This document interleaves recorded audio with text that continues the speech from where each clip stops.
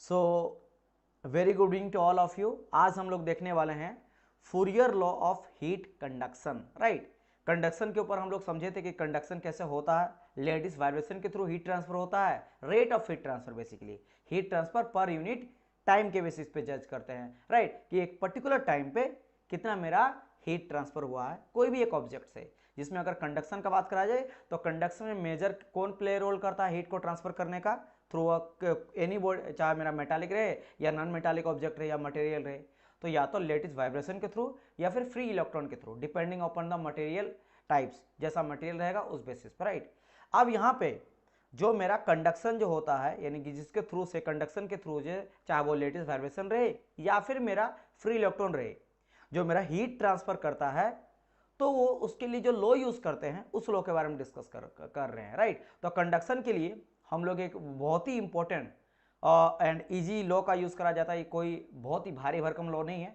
बहुत ही fundamental law है जो बताता है कि कंडक्शन में कैसे मेरा हीट जो है वो ट्रांसफर होता है, रेट ऑफ हीट ट्रांसफर कैसे किया जाता है। तो हम लोग यहाँ पे क्या लिए हैं, एक पहले तो वर्टिकल वॉल भी कहा जाता है इसको, या फिर वर्टिकल स्लैब भी कहा जाता है। जैसे कि इस एनिमेशन में देख सकते हो, यहाँ देखो कि कोई एक स्लेब है किसी तरह का, इस तरह का एक स्लेब है जो रेड कलर से एक है और एक आपका ब्लू कलर सा दिख रहा है, तो इट्स अ स्लेब। इस स्लेब से क्या कर रहे हैं कि एक तरह से मान लो इधर से हीट किया जा रहा है, इधर से हम लोग क्या कर रहे हैं, हीट कर रहे हैं, और ये हीट को फिर क्या कर रहा है, उस साइड से ट्रांसफर कर रहा है, हीट को उस साइड से ट्रांसफर किया जा रहा है। तो हमको पता लगाना है कि भाई साहब हीट ट्रांसफर रेट हो रहा है, पहली बात तो कितना टाइम पे हो रहा है, और दूसरा चीज कि ये किस पे डिपेंड कर देगा। ऑब्वियसली बात है, अगर हम लोग देखना चाह रहे हैं कि हीट ट्रांसफर रेट कितना टाइम पे हो रहा है, तो वो काफी चीजों पे डिपेंड कर रहा है। सर एरिया कितना है, थर्मल कंडक्टिविटी, वो कौन सा मटेरियल है, मेटालिक है, नॉन मेटालिक है, क्रिस्टल स्ट्रक्चर कैसा उसका, परफेक्ट है या अमॉर्फियस है, राइट, एरिया बड़ा है या छोटा है, लेंथ कितना है, तो इन सभी चीजों पे डिपेंड करता है। मटेरियल के बेसिस पर थर्मल कंडक्टिविटी आ जाता है, तब जाके आप निकाल सकते हो कि हाँ भाई इतना मेरा रेट ऑफ हीट ट्रांसफर रहा। तो उसी के बारे में जो यहां बताता है लॉ, वो मेरा है फूरियर लॉ। तो सबसे पहले हम लोग क्या करते हैं, एक लेते हैं वर्टिकल स्लैब या वर्टिकल वॉल। तो दिस इज माई एक वर्टिकल वॉल ले लेते हैं, this is my vertical wall. अब इसका कुछ ना कुछ लंबाई रहेगा, तो कुछ एक सपोज करो ये एल लेंथ का है, ये एल लेंथ का, मैं आगे दिखाया नहीं हूं क्योंकि मेरे लिए इंपॉर्टेंट यही है, क्योंकि हम लोग छोटा सा क्रॉस सेक्शन के अकॉर्डिंग निकालेंगे। तो ये मान लो कुछ ऐसा रहेगा और कुछ ऐसा रहेगा, तो कुछ ऐसा बन जाएगा आपका स्लैब, है ना। तो इस स्लैब जो कि वर्टिकल रखा गया, इसको एक एल लेंथ का स्लैब है, इसको ले लिया गया है। अब इसमें अगर बात करा जाए कि इसमें क्या क्या चीजें हो सकता है जो मेरे लिए काम का जरूरत है, तो पहली बात हमको जानना यह पड़ेगा कि सर इसका एरिया ऑफ एक्सपोजर कितना है। एक्सपोजर मतलब जिस एरिया से हीट को हम लोग जाने दे रहे हैं, एक्सपोजर एरिया। राइट, जैसे देखो यहाँ पे इतना एरिया यहाँ पे नजर आ रहा है जिससे मेरा हीट क्या कर रहा, पास हो रहा है। राइट, मान लो इसके आगे वाले में हीट पास नहीं होने दे रहे, हो सकता है उसमें कोई इंसुलेटिंग मटेरियल लगा दिए, रबड़ या कोई चीज ऐसा चढ़ा दिए जहां उधर हीट ही नहीं जा रहा है, हीट को ट्रांसफर करने नहीं दे रहे हैं। राइट, या फिर हो सकता है उधर कुछ नॉन मेटालिक कोई इंसुलेटिंग मटेरियल, वही हो गया, कुछ वुड लगा हुआ, प्लास्टिक लगा हुआ, कोई ऐसा चीज लगा हुआ जो हीट को ट्रांसफर नहीं करता है। तो आपको एरिया पता करना पड़ेगा कि एरिया ऑफ एक्सपोजर क्या है। तो अगर ये पूरे स्लैब को हम लोग मान लेते हैं, इसे पूरा का पूरा से मेरा क्या हो रहा है, इस पूरे से इधर से हीट आ रहा है और इधर से मेरा हीट जा रहा है, तो इसको एरिया हम लोग मान लेते हैं कि सपोज करो इसका एरिया ऑफ एक्सपोजर क्या है, मेरा ए है, ये पता चल गया। ठीक है, फिर बात करेंगे टेम्परेचर। तो ऑब्वियसली बात है यहाँ आपका हाईयर टेम्परेचर रहेगा, तो this is your T1 high temperature. और हाई टेम्परेचर इधर बात करेंगे तो यहाँ थोड़ा सा हम लोग स्लोप क्यों डाउन दिखाएं, डिक्रीजिंग स्लोप, क्योंकि ये लो टेम्परेचर में जब तक टेम्परेचर डिफरेंस होगा नहीं तब तक तो मेरा हीट ट्रेवल करेगा नहीं, हीट मेरा फ्लो करेगा नहीं। तो एक हो गया हाई टेम्परेचर, ये लो में दिखाया गया, मतलब ये है लो टेम्परेचर। हाई टेम्परेचर को हम लोग T1 माने हैं, T2 को हम लोग लो टेम्परेचर मान के चले हैं। चलिए ये चीज हो गया। एंड इसके अलावा अगर बात करें जिसका विर्थ ले लिया गया, इसका विर्थ क्या है, मेरा बी है विर्थ, इसका चौड़ाई जो है इस स्लैब का बी हम लोग ले लिए, एल इसका लेंथ लिए। एल बेसिकली यहाँ पे जरूरत नहीं पड़ता है, बी का हम लोग बात करेंगे, विर्थ का जरूरत पड़ता है। और ये आपका क्यू है, that is called your heat transfer rate, है ना, कितना मेरा हीट ट्रांसफर कर रहा पर यूनिट टाइम। राइट, समझ गया मेरी बात की नहीं। चलिए ये चीज हो गया। तो एंड ये जो दिखा रहा है वो नेगेटिव स्लोप है। नेगेटिव स्लोप क्या कर रहा है कि नेगेटिव स्लोप ये दिखा रहा है कि देख सकते हो, मान लो ये अगर मैं स्लोप निकालूंगा तो this is your dt upon dx बता रहा है, dt अपॉन dx मतलब टाइम के साथ यहाँ दिखा रहा है कि भाई धीरे धीरे धीरे आपका टेम्परेचर के साथ जैसे जैसे हम लोग विड्थ को बढ़ाते जा रहे वैसे रेट घटते हुए जा रहा है। Clear my point not. जैसे यहाँ जितना हीट रहेगा, जितना ही दिया गया था, जैसे जैसे विड्थ जाएगा वैसे वैसे रेट जो है rate of heat transfer dt by D x ये घटते जाएगा। x मतलब बता रहा है ये जैसे जैसे हम लोग डिस्टेंस बढ़ते जाएंगे, x your distance, x your distance. अच्छा यहाँ पे आपको ये भी पता होना चाहिए जैसे 2 डायमेंशनल भी होता है, 3 डायमेंशनल भी होता है और 1 डायमेंशनल भी होता है। तो हम लोग यहाँ पे फूरियर लॉ को जो यूज किया जाता है वो 1 डायमेंशनल के लिए किया जाता है। मतलब केवल, अब मेरा बात समझना, अगर कोई मेरा इस तरह से कोई ऑब्जेक्ट रहे, ऐसा रहे, कोई ऐसा रहे, है ना, ऐसा कोई ऑब्जेक्ट है क्यूब टाइप का है, क्यूब, अब जो भी ले सकते हो, कुछ भी ले लो जिसमें 3 डायमेंशनल आपको नजर आता है। एक इधर भी एक्स जा रहा है, इधर भी आपका वाई जा रहा है ना, वाई ले लेते हो, और इधर आपका जेड जा रहा है। तो एक्स वाई जेड तीनों डायरेक्शन में हीट ट्रांसफर करेगा, ठंडा करेगा। इधर भी कुछ मेरा हीट निकलेगा, इधर भी मेरा कुछ हीट निकलेगा, इधर भी कुछ मेरा हीट निकलेगा। लेकिन in case of Fourier law इसमें हम लोग केवल एक ही डायरेक्शन अभी फिलहाल मान के चलते हैं। हम लोग ये मान के चलते हैं कि केवल आपका एक्स डायरेक्शन में ही हीट मेरा निकल रहा है, हीट ट्रांसफर हो रहा है, बाकी डायरेक्शन में नहीं लेके चलते हैं। अज्यूम कर लेते हैं, जस्ट अज्यूम कर लेना, होता तो चारों डायरेक्शन से, लेकिन जैसे यहाँ पे देखो, यहाँ केवल एक डायरेक्शन में लिया गया, इधर से जा रहा है उधर से निकल रहा है, लेकिन इधर से भी निकलेगा, इधर से भी निकलेगा, उधर से भी निकलेगा, इधर से, लेकिन उन सभी डायरेक्शन को यहाँ पे नेग्लेक्ट करके कहा गया, राइट। चलिए, तो ये चीज है। अच्छा, नेगेटिव स्लोप आपको समझ आ गया कि रेट आपका धीरे धीरे घटते जाएगा। ओके, इतना अगर समझ गए पूरी तरह से वॉल को, तो नाउ अब लगाते हैं कि सर आखिर ये है क्या Fourier law of heat conduction, वो तो बताइए। बिल्कुल, अब उसी के बारे है। तो कहा जाता है कि दिस लॉ स्टेट्स, ये बताता है that rate of heat transfer per unit time पे कितना जो मेरा हीट जाएगा अलोंग द गिवन डायरेक्शन, वही डायरेक्शन की एक्स डायरेक्शन में, यानी 1 डायमेंशनल है ना, इज डायरेक्टली प्रोपोर्शनल टू, ये शॉर्ट में लिख दिया हूं, इसका मतलब directly proportional to temperature gradient. क्यों? क्योंकि यू नो दैट कि heat is directly proportional to temperature difference, ये तो आपको पहले से पता है। अगर टेम्परेचर डिफरेंस बढ़ेगा तो रेट ऑफ हीट ट्रांसफर भी बढ़ेगा, मैं आपको पहले बता रखा हूं। तो ये चीज तो पक्का एक बोल सकते हैं कि मेरा जो Q है ना, Q डॉट है, ये Q डॉट जो है यानी रेट ऑफ हीट ट्रांसफर है, ये डायरेक्टली प्रोपोर्शनल टू का टेम्परेचर ग्रेडियंट का अलोंग दैट डायरेक्शन, उसी डायरेक्शन में जे डायरेक्शन में फ्लो कर रहा है, ये इंपॉर्टेंट है, अलोंग दैट डायरेक्शन, है ना। अच्छा, पहला चीज तो मैं लिख सकता हूं क्या कि Q is directly proportional to dt upon dx, dt upon dx। ये ध्यान रखना, ऊपर में यहाँ पे मेरा टेम्परेचर है, ऊपर में टेम्परेचर है, टाइम मत ले लेना, क्योंकि ये आपका टाइम के साथ देख रहे हैं Q डॉट, ये आपका dt जो है that is your temperature gradient, temperature difference है, टाइम मत मान लेना कि सर हीट ट्रांसफर रेट तो हम लोग टाइम के साथ लेते हैं तो ऊपर में टाइम है, नो, दिस इज टेम्परेचर, क्योंकि टेम्परेचर धीरे धीरे ड्रॉप करता है जरा विद दी जैसे जैसे डिस्टेंस बढ़ते जा रहा है, राइट, विड्थ उसका जितना बढ़ेगा। अच्छा, ये हो गया। दूसरा चीज, ऑल्सो जो हीट ट्रांसफर रेट होता है ये डायरेक्टली प्रोपोर्शनल होता है एरिया ऑफ द एक्सपोजर का, एरिया ऑफ एक्सपोजर, ये एरिया ऑफ एक्सपोजर अभी इतना बड़ा मैं लेके चला हूं स्लैब, है ना, अगर ये मेरा क्या करेगा, एरिया थोड़ा और बड़ा कर देंगे, ऐसे इतना बड़ा हो जाएगा, तो हीट ट्रांसफर रेट और ज्यादा, जितना ज्यादा एरिया मिलेगा जल्दी ठंडा होगा। भाई साहब, जितना बड़ा, मान लो आप बोलोगे कि मेरे पास क्या, आप कभी खाना खाते हो, आप खाना अगर चावल खाते हो तो मम्मी अगर चावल देती है प्लेट में तो क्या करती है मम्मी, ध्यान दो, जैसे अगर मान लो चावल यहाँ पे आपको कोई ऐसे रख दिया, ऐसे करके ऐसे ऐसे लड्डू जैसा ऊपर जैसा एकदम पर्वत बना देगा, हिमालय पर्वत जैसा बना देगा, तो वो जल्दी ठंडा नहीं होता है। तो बेसिकली एरिया कम है, तो आप क्या करते हो, हम लोग नॉर्मली क्या करते हैं, अगर मान लो जल्दी मुझे जाना है, निकलना है कहीं काम के लिए, कुछ भी के लिए, और मुझे जल्दी खाना खाना है, गर्मा गर्म खाना, तो क्या इसको फैला देते हैं, चावल को क्या करते हैं, फैला देते हैं। चावल जब फैल जाता है ना तो जल्दी वो हीट ट्रांसफर करता है और ठंडा हो जाता। तो आपने क्या करा, एरिया तो बढ़ाया, तो एरिया जब आपका बढ़ा तो हीट ट्रांसफर रेट भी क्या हो गया, बढ़ गया। यानी कि Q rate is directly proportional to area and Q is directly proportional to dt upon dx। अब जब ये चीज मुझे पता चल गया, यही मेरा बताता है according to Fourier law of heat conduction. तो हीट कंडक्शन कुछ भी नहीं, बस बता रहा है कि heat transfer rate dt upon dx यानी टेम्परेचर ग्रेडियंट के साथ और एरिया के साथ किस तरह का रिलेशन को स्टेब्लिश करता है। तो जब ये चीज मुझे पता चल गया तो दोनों को मिक्स कर दो, Q is directly proportional to dt upon dx and area A directly proportional to. लेकिन यहां पे एक चीज को नेगेटिव लिया गया, देखो ध्यान से, यहां बीच में हम लोग नेगेटिव लिए।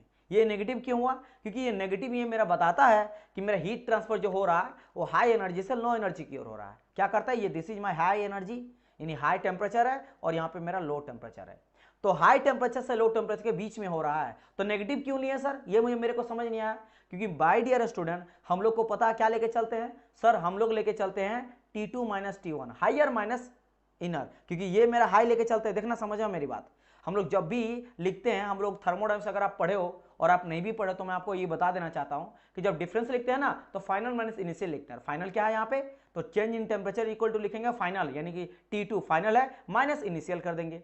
तो फाइनल माइनस इनिशियल, जैसे मैंने फाइनल कर दिया और फाइनल तो मेरा छोटा है, समझ रहे मेरी बात, फाइनल छोटा है क्योंकि ये लो टेम्परेचर है। तो अगर मान लो T1 टेम्परेचर कुछ मेरा 10 है, मान लो टेम्परेचर में डिग्री सेल्सियस ले लो, लेकिन ये छोटा वाला कितना होगा तब उससे कम, मान लो 5।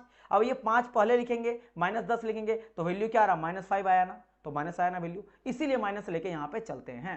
क्योंकि अगर माइनस नहीं लेंगे तो फिर से ये क्या करेगा, सेकेंड लॉ ऑफ थर्मोडायनेमिक्स को, क्लोसियस स्टेटमेंट जो उसको वोलेट कर देगा, क्योंकि वहां पे हम लोग temperature difference greater minus lesser लेते हैं, बड़ा टेम्परेचर को छोटा टेम्परेचर से घटाते हैं। लेकिन यहाँ पे क्या कर रहे हैं हम लोग, फाइनल माइनस इनिशियल लेंगे तो ऑटोमेटिक नेगेटिव आ रहा, तो नेगेटिव पहले लिखना पड़ेगा, क्योंकि नेगेटिव आप नहीं लिखोगे तो अगर मैं बोलूंगा 10 है 5 है तो आप बोलेंगे सर 5 माइनस 10 करेंगे और पॉजिटिव कैसे हो गया, तो ये चीज पहले शो कर रहे हैं कि नेगेटिव है, बस यही बता रहा है। तो सेम चीज को आपके रिवीजन के लिए, आपके इजी के लिए यहाँ पे लिख दिया गया पूरी तरह से, आप बिल्कुल टेंशन ना लो ताकि आगे चलकर कंफ्यूजन ना हो कि ये कहां से आया। इसलिए लिख दिया गया कि negative sign indicates that heat is flow from the higher to the lower temperature to satisfy the closest statement of the second law of thermodynamics. क्यों, क्योंकि मैं जब आपका हीट ट्रांसफर को स्टार्ट करा था तो मैंने आपको कहा था कि हम लोग इसमें कई सारा ऐसे लॉ का यूज करेंगे जो यूनिवर्सल लॉ होने रहने वाला है, जो फंडामेंटल लॉ है, जो एनी हा वो तो मेरा लगेगा ही लगेगा। तो देखो सेकंड लॉ ऑफ थर्मोडायनेमिक्स मैंने कहा था, जो लॉ ऑफ थर्मोडायनेमिक्स है वो मेरा फंडामेंटल लॉ है, समझ गए, ठीक है। नहीं, स्लोप जो है वो नेगेटिव स्लोप है डियर, इसलिए देखो यहां पे लिख दिया गया नेगेटिव स्लोप, क्योंकि ये घट रहा है। तो dt अपॉन dx जो है ना, dt अपॉन dx जो है ये डिक्रीजिंग रेट में है, रेट जो है ना इसका घट रहा है, हीट ट्रांसफर रेट धीरे धीरे कम होगा। तो हीट ट्रांसफर रेट यहाँ पे जितना आप अमाउंट अगर दिए हो, मान लो आप इतना हीट देके छोड़ दिए, तो क्या लग रहा कि यहाँ पे मान लेते हैं समथिंग मेरा Q कुछ भी दिया गया है ना, Q को किस में लेते हैं, अगर Q रेट का बात करा जाए तो वाट पर मीटर, एक सेकंड वाट में लेते हैं, वाट में लेते हैं। तो सपोज करो हम लोग Q समथिंग मान लो 100 लेके चले, मेरा बात समझना, 100 वाट का हम लोग हीट यहाँ पे दिए, इस साइड में इस वॉल में दिए, T1 में दिए, तो क्या ये 100 यहाँ तक पहुंचेगा, कुछ ना कुछ रेजिस्टेंस की वजह से अंदर भी तो फंसेगा, तो ये कम ही आएगा ना, तो घटा ना उससे। हाँ, अगर बोलो कंटिन्यूअस देते जा रहे हैं हीट, इधर से कंटिन्यूअस देते जा रहे हैं, हाँ तब हो सकता है कि आपका आते जाएगा, फिर ये मैच कर सकता है, क्योंकि वो आते जा रहा है ना, वो घट तो नहीं रहा, राइट। तो ये कहानी तो डिक्रीजिंग स्लोप में होता है, डिक्रीजिंग स्लोप, इसीलिए डिक्रीजिंग स्लोप है, dt upon dx, clear. X width क्या है, एक्स बेसिकली डायरेक्शन है, एक्स इज द डायरेक्शन, मैं आपको समझाया डियर, एक्स मेरा एक डायरेक्शन, हम लोग इसमें लेके चलते हैं केवल आपका यूनि डायरेक्शन, एक ही डायरेक्शन में, वन डायमेंशनल ये होता है। ये जो कोई बोल देगा, अगर आपको बोलेगा कि बताइए Fourier law of heat conduction मेरा वन डायमेंशनल के लिए यूज करते हैं, टू डायमेंशनल के लिए या थ्री डायमेंशनल के लिए, तो आपको बोलना एक ही डायरेक्शन में, ये डायरेक्शन बता रहा है केवल एक डायरेक्शन में, क्योंकि आपका एक्स हो सकता है, वाई हो सकता है, जेड हो सकता है, क्योंकि अगर कोई चीज गर्म हो रहा है तो चारों तरफ से ठंडा होगा, जिधर से टाइम मिलेगा उधर से आपका हीट बाहर होगा, क्लियर। लेकिन यहाँ पे एक ही डायरेक्शन, देखो ना यहाँ फ्लो दिखाया जा रहा है ना, ये ध्यान दोगे तो ऊपर की ओर केवल जा रहा है, या फिर ऊपर या नीचे, घुमा फिरा के एक ही डायरेक्शन हुआ, पॉजिटिव नेगेटिव है ना, इधर या इधर जा रहा है, इधर या इधर जा रहा है, जैसे यहाँ ऊपर या नीचे जा रहा है, बस दो ही डायरेक्शन है, मतलब एक ही हो गया पॉजिटिव नेगेटिव, जैसे ऊपर जा रहे हैं, ऊपर गए या नीचे गए तो हुआ एक, या इधर गए लेफ्ट राइट तो दो, और आपके तरफ मेरे तरफ आए तो तीन, तो तीन डायरेक्शन लेके चलते हैं हम लोग, राइट। तो एक ही डायरेक्शन में हो जाता है। इसका कहानी यह है कि एक्स मेरा डायरेक्शन है, समझ गए डियर, ठीक है। ये चीज आपका हो गया, नहीं अभी चेंज इन विड्थ अभी नहीं लिया, अभी आगे चलकर डिस्कस करेंगे, आगे चलकर डिस्कस करेंगे। और ये आपका एक्स हो गया, हाँ ये जो dx है व्हाट इज दिस इज जो चेंज इन डायरेक्शन, हाँ बिल्कुल सही बात है। अगर आप ये चीज पूछ रहे हो कि dx यहाँ पे क्या है, तो this is change in distance या डायरेक्शन, जैसे जैसे जैसे x दिखाया जाता, मान लो हम लोग यहाँ पे बेसिकली ये भी x ले लिया गया, इसको हम लोग कुछ और लेके चलते हैं, लेकिन नॉर्मली मैं क्या किया हूँ, हम लोग x y z ही लेके चलते हैं, डायरेक्शन को दिखाते हैं, इसलिए मैं यहाँ भी x लेके चला हूँ, तो ये x को कुछ ऐसा x लिए हैं, और ये जो x है ये बेसिकली मेरा जैसे जैसे डिस्टेंस बढ़ते जा रहा, बढ़ते जा रहा, बढ़ते जा रहा, बढ़ते जा रहा, बढ़ते जा रहा, तो यहाँ पे मैं दिखाया हूँ कि dt temperature with respect to their distance, distance जैसे जैसे बढ़ते जा रहा है हीट ट्रांसफर रेट घटते जा रहा है, नेगेटिव स्लोप, क्लियर, इसलिए नेगेटिव यहाँ आया। चलिए यहां तक अगर आपको क्लियर हो गया है तो अब बढ़ते हैं आगे। नाउ इस प्रोपोर्शनल को हटाते हैं, तो मैं आपको कई बार समझाया हूं और फिर से समझाता हूं, दुनिया में कभी भी अगर कोई बोला जाए कि A is directly proportional to B, और जब भी प्रोपोर्शनल को हटाता है एक कांस्टेंट आके जुड़ेगा, एक कांस्टेंट आ ही जाता है, अब उस जगह पे कुछ भी उस कांस्टेंट का नाम रख दिया जाता है अलग अलग डेरिवेशन में, तो यहां भी वही करेंगे, इज इक्वल टू, जैसे यहाँ कर एक सेकंड, यहाँ पे पहली बात तो इज इक्वल टू के बाद यहाँ पे मैं डायरेक्शन लिया, इसको हटा देना प्लीज, हाँ इसको मैं बाद में नोट्स में हटा दूंगा, यहाँ पे केवल डायरेक्टली प्रोपोर्शनल होगा, इज इक्वल टू नहीं होगा। जब ये आपका हटेगा डायरेक्टली प्रोपोर्शनल तब इज इक्वल टू लगेगा, तब यहाँ पे आके जुड़ जाएगा के, और यही के कहलाता क्या है मेरा, थर्मल कंडक्टिविटी, जो कि मटेरियल का प्रॉपर्टी है। हाँ, आपका ये क्वेश्चन जरूर हो सकता है कि सर यहाँ पे थर्मल कंडक्टिविटी के क्यों आया, इसलिए आया डियर कि देखो यहाँ पे मान लेते एरिया मेरा है, ये मेरा समथिंग मेरा कुछ एरिया है ना, कुछ इतना इस तरह से कुछ ऐसा मेरा एरिया हो गया है ना, कुछ ऐसा मेरा क्या हो गया, एरिया आपका हो गया। चलो मान लेते हैं इतना एरिया। अगर मैं एरिया को बड़ा कर दिया, मेरा बात समझना, या फिर ये भी समझ लो कि ये भी देखो यहाँ पे समझा दिया गया है, एक सेकंड मैं क्यों यहाँ यूज कर रहा हूँ। सपोज करो इसका एरिया ए है, जो भी एक कोई ब्रिक है, मैंने एक लिया है, ईंट लिया है। जैसे ब्रिक को रेड कलर का होता है ना, तो समझ लो ये जो एनिमेशन दिख रहा है एक मेरा ब्रिक है, ठीक है। और दूसरा जो ए लिया गया है उसको मैं लिया हूँ मेटल, और इस मेटल को मैं दिखा रहा हूँ ब्लू कलर से। किससे दिखा रहा हूँ मैं, इसको दिखा रहा हूँ ब्लू कलर से।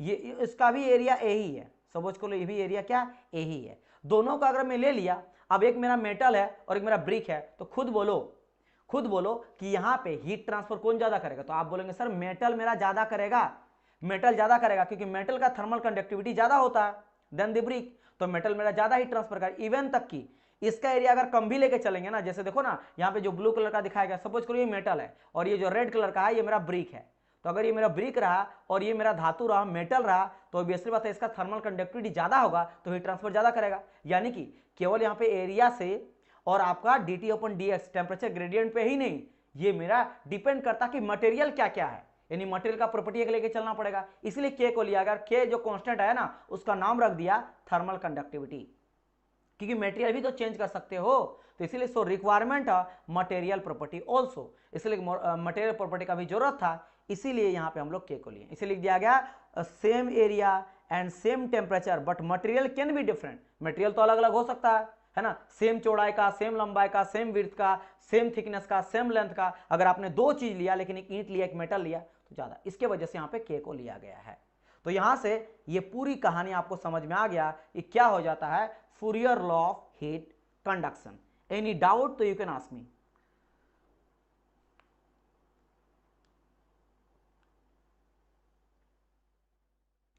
हाँ, यूनिडायरेक्शन यहाँ इसमें लिया गया यूनिडायरेक्शन, दिस फूरियर लॉ हम लोग जो अभी देख रहे हैं है ना, ये यूनिडायरेक्शन के लिए, इसीलिए तो मैं बोला हूं यहाँ पे ना कि एक ही डायरेक्शन लेके चले, एक्स ना वाई में देख रहे हैं। उधर भी हम लोग हीट नहीं जा रहा, मान ले देखो इधर से भी तो कुछ ना कुछ हीट मेरा बाहर जाएगा, जाएगा कि नहीं, मानते हो कि नहीं, इधर से भी कुछ मेरा हीट जाएगा कि नहीं, जाएगा, मानते हो कि नहीं। अच्छा, जेड डायरेक्शन, कुछ मेरा इधर से भी तो हीट जाएगा, कुछ ऐसे भी तो हीट जाएगा, और फिर इधर इधर भी जाएगा, लेकिन केवल एक डायरेक्शन में लेके चल रहे हैं। अभी फिलहाल के लिए मान लो ना बाबा, क्या दिक्कत है, मैं लेट करने बोल रहा हूँ ना, मैं ये तो नहीं बोल रहा ऐसा ही होता है, मैंने आपको जस्ट कहा कि फिलहाल के हम लोग ये मान के चलते हैं कि यूनिट डायरेक्शन के लिए ले रहे हैं, एक डायमेंशन के लिए ओनली, एक ही डायरेक्शन है ना, वन डायमेंशनल लेके चला गया। चलिए, अगर यहां तक आपका क्लियर हो गया सारी चीजें, तो आप मूव करते हैं आगे। क्या क्लियर है, एक बार कंफर्म कर दीजिए, ताकि आप लोग का जो भी डाउट बन रहा है वो चीज मैं एक बार समझ जाऊं कि आप लोगों का क्लियर हो चुका है।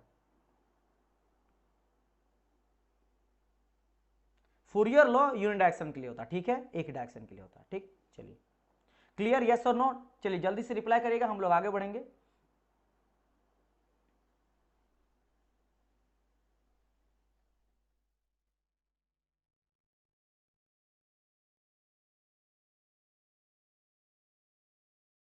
Okay, clear clear clear, okay. चलिए, तो मूव करते हैं नेक्स्ट क्वेश्चन। अब कुछ बेसिक बेसिक चीजें जान लो, जो कि है बच्चा वाला चीजें, लेकिन you should have to know this also.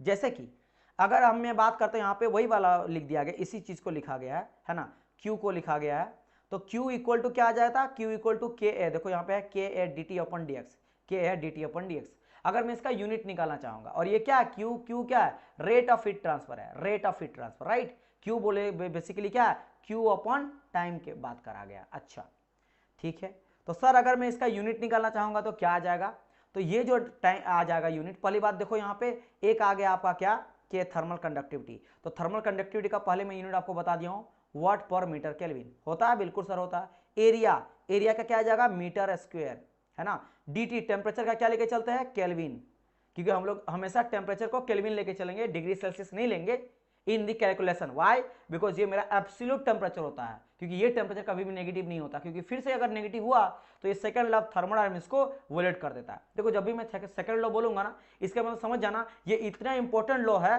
कि उसी सेकंड लॉ से इंजन दुनिया का सारा बना है। तो अगर वो मैं सेकंड लॉ को मानूंगा नहीं तो इंजन सब फेल, और इंजन सब फेल तो काम ही करेगा कैसे। चाहे वो बाइक का देख लो, ऑटोमाइज सेक्टर पूरा बर्बाद हो गया, सारा छोटा छोटा से बड़ा इंजन, चाहे घर का आपका स्कूटर हो गया, या फैन हो गया, या मोबाइल फोन हो गया, या घड़ी हो गया, या गीजर हो गया, एसी हो गया, कोई भी चीज़ है, टीवी भी, हर चीज़ सब मशीन है। इसीलिए हम लोग को सेकंड लॉ को वोलेट नहीं करना है, तो के को हम लोग मतलब टेम्परेचर को केल्विन में लेके चलेंगे, तो केल्विन लेके चलें। और नीचे आता है dx, ये क्या डिस्टेंस है यानी मीटर में ले लिए। तो कुल मिला के यहाँ कर आप देखोगे तो क्या क्या मिलेगा आपको, देख लेते हैं एक सेकंड। यहाँ पे कटिंग अगर करता हूँ मैं, तो एक तो मीटर यहाँ से कटेगा, ये मीटर गया, और ये केल्विन यहाँ पे था, ठीक है, तो केल्विन से केल्विन खत्म। तो एक तो वाट बचा यहाँ पे, है ना, एक क्या बचा, वाट बचा यहाँ पे, और दूसरा क्या बचा, यहाँ पे एक मीटर बचा, है ना। एक सेकंड, ये मीटर स्क्वायर जो है, एक मीटर यहाँ कटा, एक मीटर यहाँ कटा, तो ये तो पूरा का पूरा मीटर खत्म हो गया, तो बचा ओनली तो वाट ही, बचा ओनली वाट ही। समझ गए मेरी बात की नहीं, तो बचा ओनली वाट ही। देखो ना, ये मीटर स्क्वायर 2 था ना, यहाँ भी 1 मीटर, यहाँ भी 1 मीटर, मीटर मीटर खत्म, ये केल्विन से केल्विन खत्म, ओनली वाट। तो यानी कि जो कि हम लोग पहले से ही पता है, आप लोगों को पता है, लेकिन बता दिया गया कि रेट ऑफ हीट ट्रांसफर का यूनिट क्या हो जाता है, वाट होता है, जो हम लोग पहले ही निकाल चुके हैं स्टार्टिंग में ही, राइट।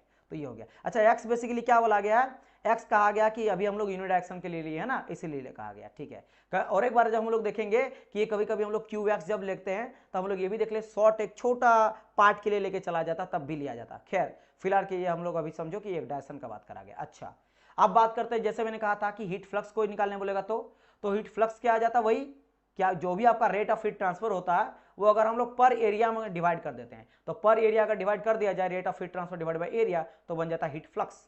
तो अगर इसका यूनिट कहा जाए, तो कुछ नहीं, जो आपका था उसमें एरिया कर दो। देखो ये पूरा का पूरा में अगर एरिया डिवाइड कर देंगे, तो एरिया से एरिया कट जाएगा, तो बचेगा क्या, के into D T upon D x. तो वाट था, नीचे में मीटर स्क्वायर आ गया, तो वाट पर मीटर स्क्वायर जो है यहाँ पे आंसर हो जाएगा। सिंपल सा कहानी, क्योंकि देखो जो भी वाट था ना, उसके नीचे में आप एरिया का स्क्वायर कर दो, मीटर का स्क्वायर कर दो, तो watt per metre square unit of the heat flux. Clear. अच्छा, ये चीज हो गया। एंड लास्ट अगर मैं बात करता हूँ किसका, थर्मल कंडक्टिविटी का, तो देख लेते हैं, यही तो क्या आया, इसी के बारे में हम लोग यूनिट बार बार बोल रहे थे, वाट पर मीटर केल्विन। तो चलो समझते हैं कि आखिर कैसे वाट पर मीटर केल्विन जो है यूनिट हो जाता है ना। तो देखो जैसे हम लोग बात करेंगे कि अकॉर्डिंग टू फूरियर लॉ से मुझे यह आया था। अभी फिलहाल नेगेटिव को हटा दिया गया, क्योंकि यूनिट के लिए नेगेटिव इंपॉर्टेंट नहीं है, लिख सकते हो कोई दिक्कत नहीं है, आप डाल सकते हो, लेकिन यूनिट से क्या मतलब है। तो मान लो के D T upon D x है ना, मुझे निकालना के को, तो के को निकालना तो एरिया को उधर ले जाएंगे, तो एरिया डिवाइड आ जाएगा इसके नीचे, तो देखो नीचे में एरिया आ गया, है ना। और क्या आ जाएगा, डी ए, यहाँ पे ए तो नीचे आएगा, डी टी भी नीचे आ जाएगा, तो डी टी भी नीचे, और डी एक्स इंटू हो जाएगा, क्योंकि डिवाइड में इंटू आ जाएगा, तो डी एक्स ऊपर चल जाएगा। तो कुल मिला के क्या आ जाएगा, Q into D x divide by A into D T. अब यूनिट निकालो, आपको पता कि हीट ट्रांसफर रेट का तो वाट हो जाता है, ये एक्स है, इसका मीटर ले लेंगे डिस्टेंस का, है ना, और एरिया का मीटर स्क्वायर ले लेंगे, और dt का केल्विन ले लेंगे। बस अब देख लो क्या क्या कट रहा है, तो सिंपल सा बात है सर, मीटर से मीटर खत्म हो गया, बस खत्म। तो वाट का ऊपर में वाट रह गया, और नीचे में मीटर और केल्विन, तो इसीलिए watt per metre kelvin is the unit of thermal conductivity, unit of thermal conductivity.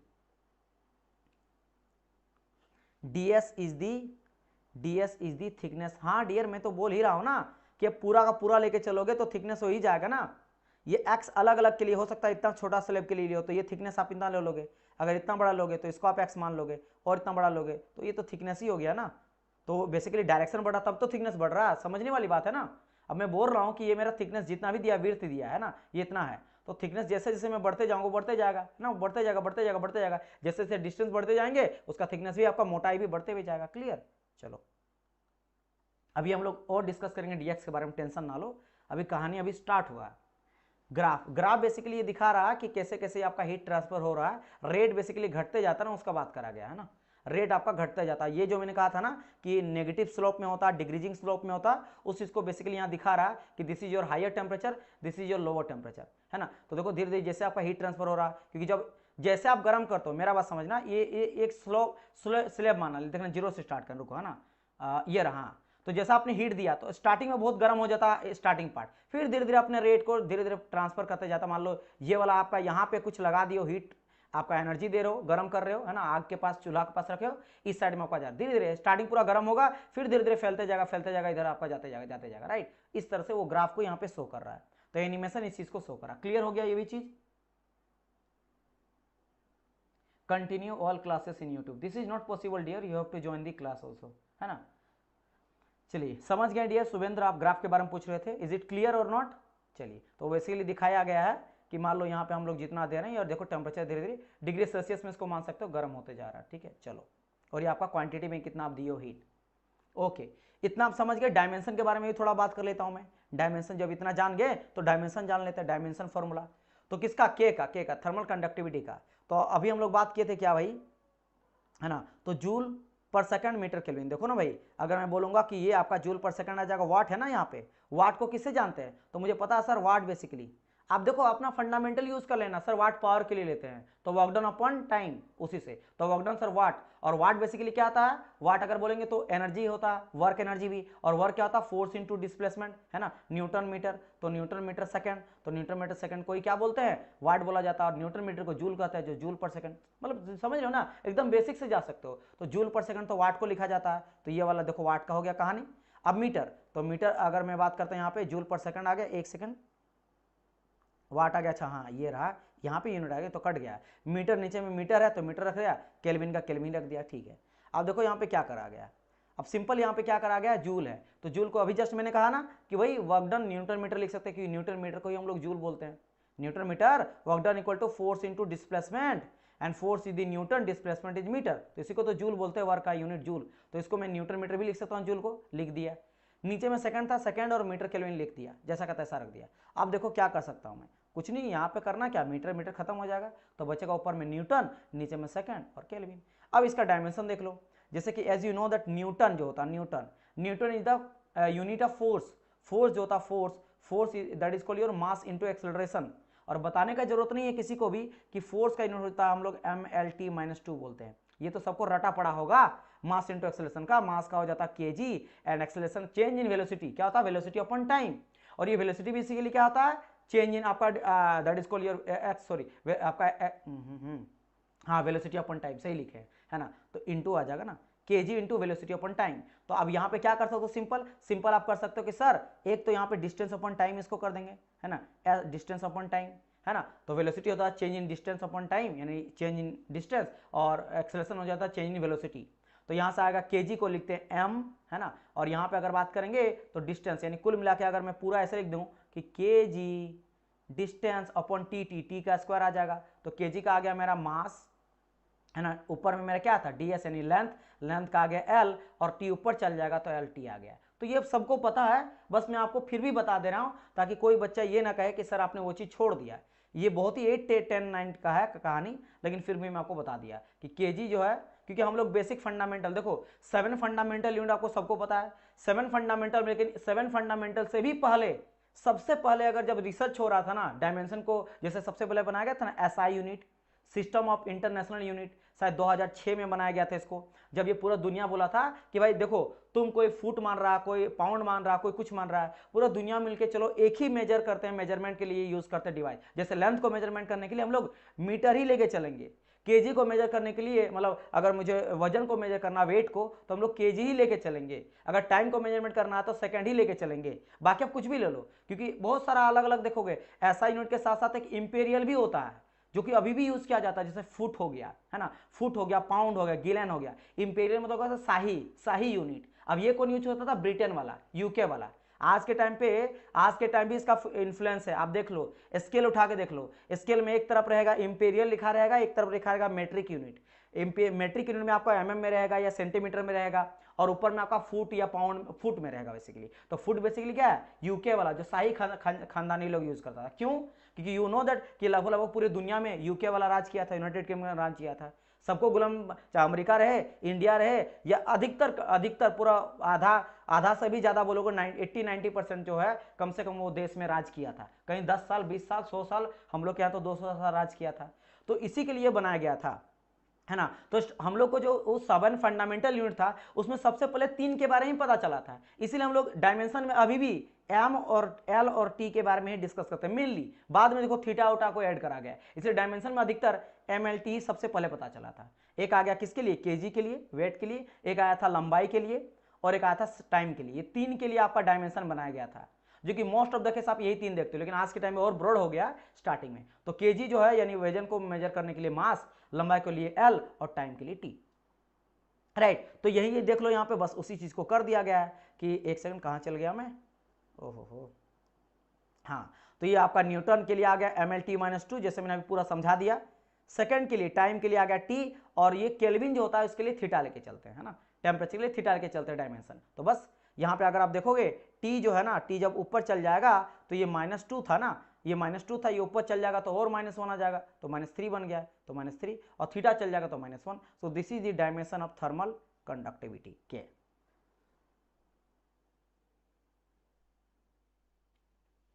ये के नहीं, क्यू नहीं है dear, this is your theta, है ना, ये थीटा थीटा थीटा एंगल वाला थीटा लेके चलते हैं, ठीक है। अब कुछ ना कुछ तो वैल्यू पुट करना पड़ेगा। दिस इज नॉट, अच्छा यहाँ पे क्यू हो गया ना, ओ सॉरी, ये क्यू नहीं है, दिस इज योर थीटा। ये आप लिखते टाइम, नोट्स लिखते टाइम, क्योंकि मैं खुद प्रिपेयर करता हूँ ना, तो ये this is your theta, this is not Q dear Chandu, this is not Q, this is your theta. Clear my point और नॉट, समझ गए? तो दिस इज योर थीटा। तो थर्मल कंडक्टिविटी का डायमेंशन हो गया, this is the dimension and this is the unit, this is the unit. ये मेरा हीट फ्लक्स का हो गया यूनिट, और मेरा रेट ऑफ हीट ट्रांसफर का हो गया यूनिट। Clear everything? बहुत सारी चीज के लिए जाया जाता है, लेकिन हम लोग इसके लिए भी थीटा लेके चलते हैं, ठीक है। चलो ओके, सो यहां तक अगर आपको क्लियर है तो now it's time to move forward चलते हैं। नाउ अब देखो यहाँ पे कहानी, अब फूरियर लॉ जो हम लोग लिए हैं, अब हम लोग अलग अलग केस लेके चलेंगे। अब अलग अलग केस बोले तो सर आपने तो बोल दिया कि Fourier law of heat transfer जो होता है according to Fourier law of heat conduction, है ना, हीट ट्रांसफर बोल लो, कंडक्शन के लिए यूज करते हैं, इसीलिए हीट कंडक्शन बोलना भी जरूरी है ना। Fourier law of heat transfer for conduction या फिर इन कंडक्शन, तो हम लोग क्या लेके चलते हैं, Q इक्वल टू, यहाँ पे ओनली Q मान के चलना है, अभी QX बाद में ऐड करेंगे, ये मान के चलो Q है, तो Q इक्वल टू क्या आ जाता है, वही माइनस KA/dT/dx। अब अलग अलग केस में लेके चलेंगे। सबसे पहले क्या हम लोग मान के चलते हैं, पहले स्लेब, एक स्लेब मान के चलते हैं, जैसे हम लोग माने थे सेम चीज को मान के चलेंगे, ठीक है। हम लोग क्या मान के चलेंगे, स्लेब मान के चलेंगे। तो सेम चीज है, एक हम लोग लेंगे कोई आपका वर्टिकल स्लेब है, जिसका जो आपका विड्थ है वो हम लोग क्या लेके चलेंगे, B उसका विड्थ है, ठीक है, B विड्थ है, L उसका लंबाई मान लेते हैं, L इज द लेंथ, जो which is not important for you, है ना, क्योंकि कैलकुलेशन में उसका यूज ज्यादातर नहीं करा जाता है, ठीक है, ये चीज है। इसके अलावा एरिया ऑफ एक्सपोजर, देखो इसका मान लेते हैं थर्मल कंडक्टिविटी मेरा K है, इसका एरिया ऑफ एक्सपोजर मेरा A है, सबको लिख दिया गया है ताकि ड्यूरिंग द रिवीजन आपको सभी चीज ना कभी ऐसा कंफ्यूजन ना हो, तो हर एक चीज को मैं जानबूझ के लिख दिया हूं ताकि आपको कोई कंफ्यूजन ना हो। तो क्या थर्मल कंडक्टिविटी एरिया, dt क्या है।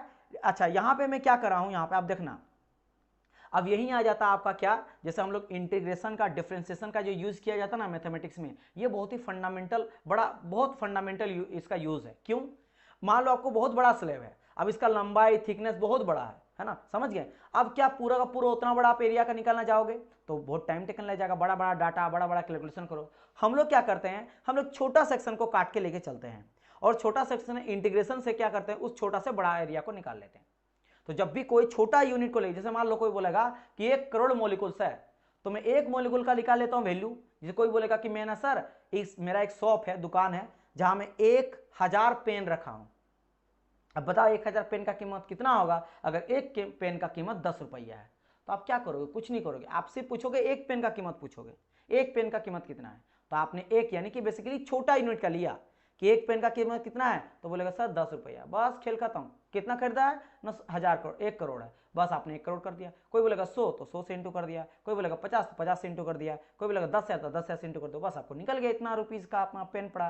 सिंपल कहानी है, सेम चीज हम लोग करते हैं, और इंटीग्रेशन बहुत हेल्प करता है मेरा छोटा डाटा से पूरा कंप्लीट को निकालने के लिए। बस आपको ये याद होना चाहिए कि कहां से स्टार्ट किए हैं, कहां एंड किए हैं, लिमिट आपको पता होना चाहिए। अगर आपको लिमिट पता है तो कोई पूछा भी जाता है, कई सारे स्टूडेंट इंटीग्रेशन डिफरेंशिएशन पढ़े हैं लेकिन उनको पता नहीं रहता है उसका मीनिंग क्या है। तो याद रखना, इंटीग्रेशन बेसिकली किसी भी छोटा से किसी छोटा वैल्यू से इनफाइनाइट तक हम लोग उसका वैल्यू को निकाल सकते हैं। बस आपको यह पता होना चाहिए कि इसीलिए लिखा जाता है upper limit minus lower limit. तो आपको लिमिट पता होना चाहिए कहां से स्टार्ट किए कहां जाके एंड कर रहे हैं। अगर वो चीज पता है तो छोटा वैल्यू लो और उससे बड़ा वैल्यू को निकालो, सेम चीज का यूज करेंगे। तो यहां पे मुझे निकालना है कि ये जो स्लैब है जिसका मेरा थर्मल कंडक्टिविटी K है, एरिया ऑफ एक्सपोजर मेरा A है, और टेम्परेचर बात करेंगे तो इधर मेरा हाईएर टेम्परेचर है T1 जो कि सोर्स टेम्परेचर, जहां सोर्स दिया जा रहा है, हीट दिया जा रहा है, इधर से क्या करें हम लोग हीट दे रहे हैं, है ना। और ये यहां से जा रहा तो T2 ये नेगेटिव स्लोप बनाएगा, ऑब्वियसली बात है। T2 आपका सिंक टेम्परेचर है, 1 डायमेंशनल ये मेरा हीट को फिलहाल अभी हम लोग कैलकुलेट करेंगे, ओनली 1 डायमेंशनल, ठीक है। इसीलिए मैं अजम्पशन अभी बताऊंगा, है ना। इसीलिए कई सारे बच्चे बोल रहे थे ना सर 1 डायमेंशनल होगा कि नहीं यूनिट एक्शन, तो देखो यहाँ पे अजम्पशन लिखा गया है ना। खैर वन डायमेंशनल लेके चलेंगे। और लिमिट मुझे पता है कि इसका जो विड्थ का है, विड्थ कितना, 0 से स्टार्ट हुआ, फाइनल गया है बी तक, बी तक गया है, समझ गए, B is the total width, है ना। तो ये चीज है, अगर ये चीज मेरे को पता है तो मैं क्या करूंगा, अब इतना बड़ा नहीं निकालने जाऊंगा, मैं छोटा सेक्शन काट के छोटा सा मोटा सा लेके चलूंगा। तो मैं क्या करूँ, देखो इतना छोटा सेक्शन, ये फिर भी आपको बड़ा लग रहा है, लेकिन अब मुझे दिखाना समझाना है, इसलिए इतना, ये बहुत छोटा सेक्शन, मतलब बहुत बड़ा है ना, बड़ा सा एकदम 4 मंजिला इतना चौड़ा दीवार का निकालना कितना हीट भरा है, मतलब मान लो 4 मंजिला कोई दीवार है, इस तरह से बड़ा बड़ा बनाया हुआ है बिल्डिंग्स, आप जो रखिए, अगर इधर से कोई हीट दिया जाए गर्मी, तो इधर से निकलेगा कि नहीं निकलेगा, ऐसा कैलकुलेट करना चाहते हो। तो आप क्या करोगे, एक ईंट के बीच का आप निकालोगे और फिर उससे पूरा इंटीग्रेशन लगा लोगे, जितना आपको लेंथ दिया है, जितना विड्थ दिया है, राइट। तो क्या किया जाए, देखो यहाँ पे छोटा सेक्शन लिया गया है और इसका मान लिया गया जो भी विड्थ है, अभी इसका कंप्लीट विड्थ भी था, तो मैं यहाँ पे with the help of distance के बेसिस पे लिया हूं, है ना, तो dx मान लिया गया है, dx ले लिया गया, ठीक है, dx इसका छोटा विड्थ है। अच्छा, इस छोटा विड्थ में भी कुछ ना कुछ देख सकते हो, यहाँ जो हीट ट्रांसफर रेट है वो qx लिया गया है, q is the heat transfer rate, तो चूंकि x लिया गया है, और अगर यहाँ पे बात करा जाए, यहाँ पे यहाँ से लेकर यहाँ तक जो आया तो qx प्लस dx। अब देखो qx में क्या होता है, qx में जैसे मैं यहाँ पे dx जोड़ दिया, इसका मतलब है कि कुछ ना कुछ तो हीट ट्रांसफर रेट में इंक्रीमेंट डिक्रीमेंट जो ही हुआ है, चेंज तो आया है, तो चेंज को बता, दिस इज द चेंज। जैसे इन थर्मोडायनेमिक्स हम लोग देखते हैं dt change in temperature, dp change in pressure, dv change in volume, तो ये dx क्या बता रहा है, चेंज इन डिस्टेंस। तो ये मत समझना कि सर यहाँ पे हीट ट्रांसफर रेट बढ़ गया है, ये कुछ भी हो सकता है, ये बस दिखा रहा है कि यहाँ पे कुछ चेंज आया है, प्लस में चेंज। अब ये प्लस अगर नेगेटिव होगा तो घट जाएगा, है ना, समझ गए मेरी बात की नहीं, इस तरह का चेंज यहाँ पे दे दिया गया है। तो अगर ये चीज मैं कर दिया, अब मैं सिंपल यहाँ क्या किया हूं, अब लगाऊंगा क्या, वही फूरियर लॉ कंडक्शन के लिए, राइट, क्योंकि है तो स्लैब कंडक्शन हो रहा है, क्योंकि पूरी तरह से सॉलिड है। अच्छा ठीक है, बट लगाने से पहले कुछ हम लोग अजम्पशन लेके चलेंगे।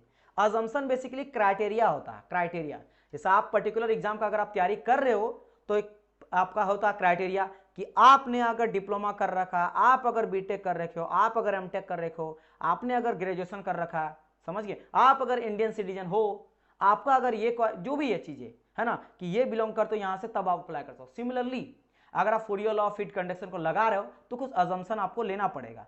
अब वो सही रहे, रियल लाइफ में ऐसा होता है या नहीं होता है, इससे कोई मतलब नहीं है, लेकिन आपको ये लेना पड़ेगा, राइट। सबसे पहले स्टडी स्टेट हीट ट्रांसफर लिया गया। अच्छा, स्टडी स्टेट मींस क्या होता है, स्टडी मतलब होता है रुक जाना, यानी टाइम, स्टेट हीट ट्रांसफर मतलब यहां जो मेरा हीट ट्रांसफर करेगा ना वो टाइम के इंडिपेंडेंट रहने वाला, मतलब टाइम पे डिपेंड नहीं करेगा। इसलिए ध्यान दो, मैं dt लिया हूं, this is your change in temperature, इसीलिए मैं लिख दिया हूं।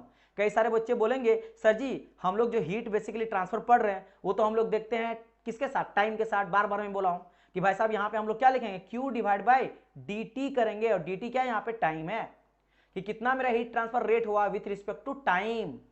लेकिन इस केस में Fourier law of heat conduction में हम लोग यहाँ पे टाइम को इंडिपेंडेंट मानेंगे, मतलब टाइम पे डिपेंड नहीं करेगा, टाइम पे डिपेंड नहीं करेगा, बाकी और चीज पे करेगा लेकिन टाइम पे डिपेंड नहीं करेगा, उसके इंडिपेंडेंट रहेगा। मतलब टाइम के बढ़ने घटने से इसका वैल्यू बढ़ेगा घटेगा नहीं, सिंपल सा लॉजिक ये है। चलिए, तो एक हो गया पहला अजम्पशन। सेकंड अजम्पशन क्या आ जाता है कि one dimensional flow of heat conduction. क्या बोला गया, वन डायमेंशनल, केवल एक ही डायरेक्शन में हम लोग को लेके चलना है, बाकी डायरेक्शन में कितना हीट जा रहा है फिलहाल के लिए भी उसको हम लोग नेगलेक्ट मान के चलेंगे, तो वन डायमेंशनल लेके चलेंगे। तो on the basis of that मैं ये बोल सकता हूं कि जो T होता है यानी टेम्परेचर, देखो लिख दिया हूं temperature is the function of x only, मतलब कि ये जो x जा रहा है, जो इसका विड्थ है उसी पे केवल डिपेंड करेगा अगर मैं टेम्परेचर का बात करता हूं तो, ठीक है। बाकी फूरियर लॉ का बात करेंगे तो यहाँ पे कई सारी चीजों पे डिपेंड करता है, ठीक है। अच्छा, ये चीज हो गया। और वहीं अगर मैं यहाँ जैसे मैंने कहा था विड्थ कंप्लीट का देख लेता हूं, अगर जो इंटीग्रेशन से निकालेंगे तो कंप्लीट मुझे पता होना चाहिए। तो अगर मान लेते हैं कि x जो है, x कहाँ से स्टार्ट करेंगे, यहाँ से मैं स्टार्ट करूंगा x को, तो x इक्वल टू यहाँ पे 0 है, तो जब x इक्वल टू 0 है तो इस टाइम पे टेम्परेचर क्या लेके चलें, T1। तो x इक्वल टू 0 के टाइम पे जब विड्थ इसका 0 है, मतलब एकदम जस्ट स्टार्ट हुआ दीवार, तो उसका टेम्परेचर T1 रहेगा। और जब मेरा पूरा दीवार खत्म हो जाएगा, यहाँ तक आ जाएगा, यानी कि x इक्वल टू b आ चुका है, विड्थ पूरा खत्म हो चुका है, तो उस टाइम मेरा टेम्परेचर कितना हो जाएगा, T2 हो गया। अब ये घटेगा बढ़ेगा बात की बात है, तो T1 T2 ले लिया गया। अच्छा, और एक अजम्पशन है, और एक अजम्पशन क्या है कि मेरा जो थर्मल कंडक्टिविटी रहेगा ये पूरा का पूरा जो मटेरियल है उसमें कांस्टेंट रहेगा। ऐसा नहीं कि मान लो आप आयरन का लियो स्लैब, और आयरन का स्लैब में यहाँ से ज्यादा हीट फ्लो कर रहा है और यहाँ से कम हीट फ्लो कर रहा है, कम हीट फ्लो कर रहा है, नहीं, एकदम एक लेके चलना पड़ेगा, ये मान के चलना पड़ेगा कि मटेरियल का प्रॉपर्टी जो है वो पूरी तरह से आइसोट्रोपिक है, मतलब एक जैसा प्रॉपर्टी है, कोई वेरी नहीं कर रहा है। अब उसके लिए जब मटेरियल को बनाया जाता है तो उस तरह से बनाना पड़ेगा आपको मटेरियल को, है ना, वो मान के चला जाता है, समझ गए। चलिए, तो ये सभी चीज हम लोग यहाँ पे अजम्पशन 3 चीज माने, steady state heat transfer, one dimensional flow of heat conduction and the के इज दी कांस्टेंट, यानी थर्मल जो थर्मल आपका होता कंडक्टिविटी, थर्मल कंडक्टिविटी वो मेरा कांस्टेंट है। चलिए, अब इतना अगर आपको चीजें समझ गए होंगे तो अब इसको क्या करते हैं, वही जो कहानी मैंने कहा, इंटीग्रेशन करके देखते हैं, पूरा वैल्यू का निकालते हैं। तो एक सेकंड, तब तक कोई यहाँ पे दिक्कत, कोई डाउट आया है? क्या है सर, स्टडी स्टेट मतलब लॉन्ग ड्यूरेशन? नहीं नहीं नहीं, टाइम के साथ वेरी नहीं करेगा हीट ट्रांसफर रेट, ठीक है। जो भी मेरा, जैसा आप बोलेंगे सर यहाँ पे फिर क्यू आपने लिया, और क्यू बेसिकली तो आपका टाइम के साथ है, लेकिन टाइम के साथ ये वेरी नहीं करेगा, मतलब हीट ट्रांसफर रेट टाइम को कांस्टेंट मान के चलेंगे, समझ गए मेरी बात की नहीं? टाइम को कांस्टेंट मान के चलेंगे, टाइम के साथ कोई चेंज नहीं आ रहा हीट का, टाइम के साथ वो कांस्टेंट ही है। अगर मान लो यहाँ पे कुछ मेरा हीट ट्रांसफर रेट हुआ समथिंग, एक मेरा 1 सेकंड पे इतना हुआ है, तो 10 सेकंड के बाद भी आपका हीट ट्रांसफर इतना ही हो। हाँ, बाकी चीजें भी डिपेंड करेगा, वो अलग बात है, एरिया पे, के पे, टाइम पे डिपेंड करेगा, लेकिन आई मीन सॉरी, टेम्परेचर पे डिपेंड करेगा, लेकिन टाइम पे डिपेंड नहीं करेगा फिलहाल के लिए। इस केस के लिए आपको ये लेके चलना, समझ गए। चलिए, dx plus q is possible if both have the same dimension in unit। हाँ हाँ, हीट ट्रांसफर रेट कैसे बढ़ गया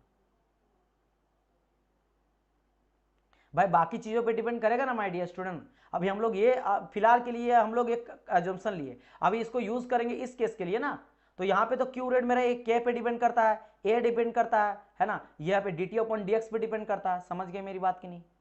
समझ गए भैया मेरी बात की नहीं? और फिर से देखो कि D T upon D x क्या था, और एक बार दिखा देते हैं, this is your time gradient, है ना, सॉरी टाइम बार बार क्यों मैं बोल रहा हूँ, टेम्परेचर ग्रेडियंट, यानी temperature with respect to distance या विर्थ बोल सकते हो, जो आप बोलो, है ना, उस पर डिपेंड कर रहा है। टाइम का मैं बात नहीं कर रहा, टेम्परेचर का बात कर रहा हूं, इसलिए वो इंडिपेंडेंट रहता है, स्टडी स्टेट रहता है।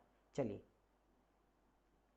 है ना, क्योंकि अभी ये मैं बस एजम्पशन यहां का लिया हूं, अब इन सबको पुट करूंगा इस वाले में चीज में, फूरियर लॉ में, समझ गए। चलो, अब ये सब कुछ ले लिया गया, अजम्पशन ले लिया गया, अजम्पशन के बाद अब क्या करेंगे, अप्लाई करेंगे फूरियर लॉ में। तो फूरियर लॉ क्या मेरा बताता है कि Q X equal to minus K है D T upon D X, ठीक है भाई, ठीक है। अब यहां पे मैं क्या करूंगा, सिंपल इंटीग्रेशन करना, तो dx को उधर ले जाते हैं, है ना। अच्छा, इसलिए यहां पे x लिया गया, qx यहां पे मैं बोला था ना, क्यों लेंगे, क्योंकि x छोटा डिस्टेंस, छोटू सा विड्थ लेके चला है फिलहाल, अभी उस विड्थ को फिर खोल के पूरा कर देंगे इंटीग्रेशन करके। तो qx इक्वल टू बोल सकते हैं minus K D T upon D x, dx को मैं उधर कर दिया तो आ गया qx dx equal to minus K D T upon D X. अब करेंगे हम लोग इंटीग्रेशन, पूरा लिमिट वैल्यू पुट करेंगे, पूरा लिमिट। तो वही बात है कि पहले बात करेंगे dx, सर x ये कहां से इनिशियल कर रहे हैं, कहां तक जा रहे हैं, तो x क्या, वही डिस्टेंस था, तो डिस्टेंस बेसिकली किसका, विड्थ का ही तो है। तो स्टार्ट किया कहां से हुआ है, 0 से हुआ b तक गया, तो 0 से हुआ b तक गया qx dx।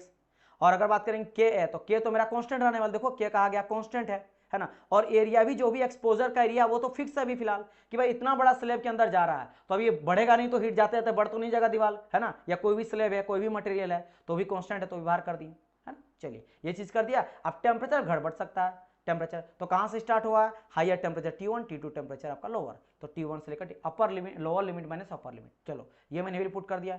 अब सिंपल कहानी, इंटीग्रेशन सबको पता है कि QX को यहाँ पे बाहर कर दिए, छोटा यूनिट लिया गया, हाँ x का लिए, और वही अपर लिमिट वैल्यू पुट कर दी 0 एंड b, यहाँ पे K आया, और टेम्परेचर का अपर लोअर वैल्यू पुट कर दिए। फिर अपर माइनस लोअर वैल्यू को पुट करते हैं इंटीग्रेशन में, तो अपर लिमिट क्या है, b है, तो सिंपल यहाँ पे b माइनस 0 करेंगे तो b ही डायरेक्ट लिख दिया गया है, और यहाँ पे अपर लिमिट T2 है, तो T2 माइनस T1 कर दिया गया, ठीक है, T2 माइनस T1 कर दिया गया। फिर क्या, Q इंटू बी आया, और ये ध्यान रखना, ये जो x है ये सफिक्स में, इंटू नहीं है, आप ये मत समझना Q इंटू एक्स है यहाँ पे ऐसे करके, ये नहीं है, ये Q में सफिक्स में x है, सफिक्स में x बता रहा है कि छोटा यूनिट को ले लिया गया है, फिर इसको पूरा देखो QX इंटू बी कर दिया गया, मतलब 0 से b, ये बेसिकली अपर लिमिट लोअर करेंगे ना तो b माइनस 0 आएगा।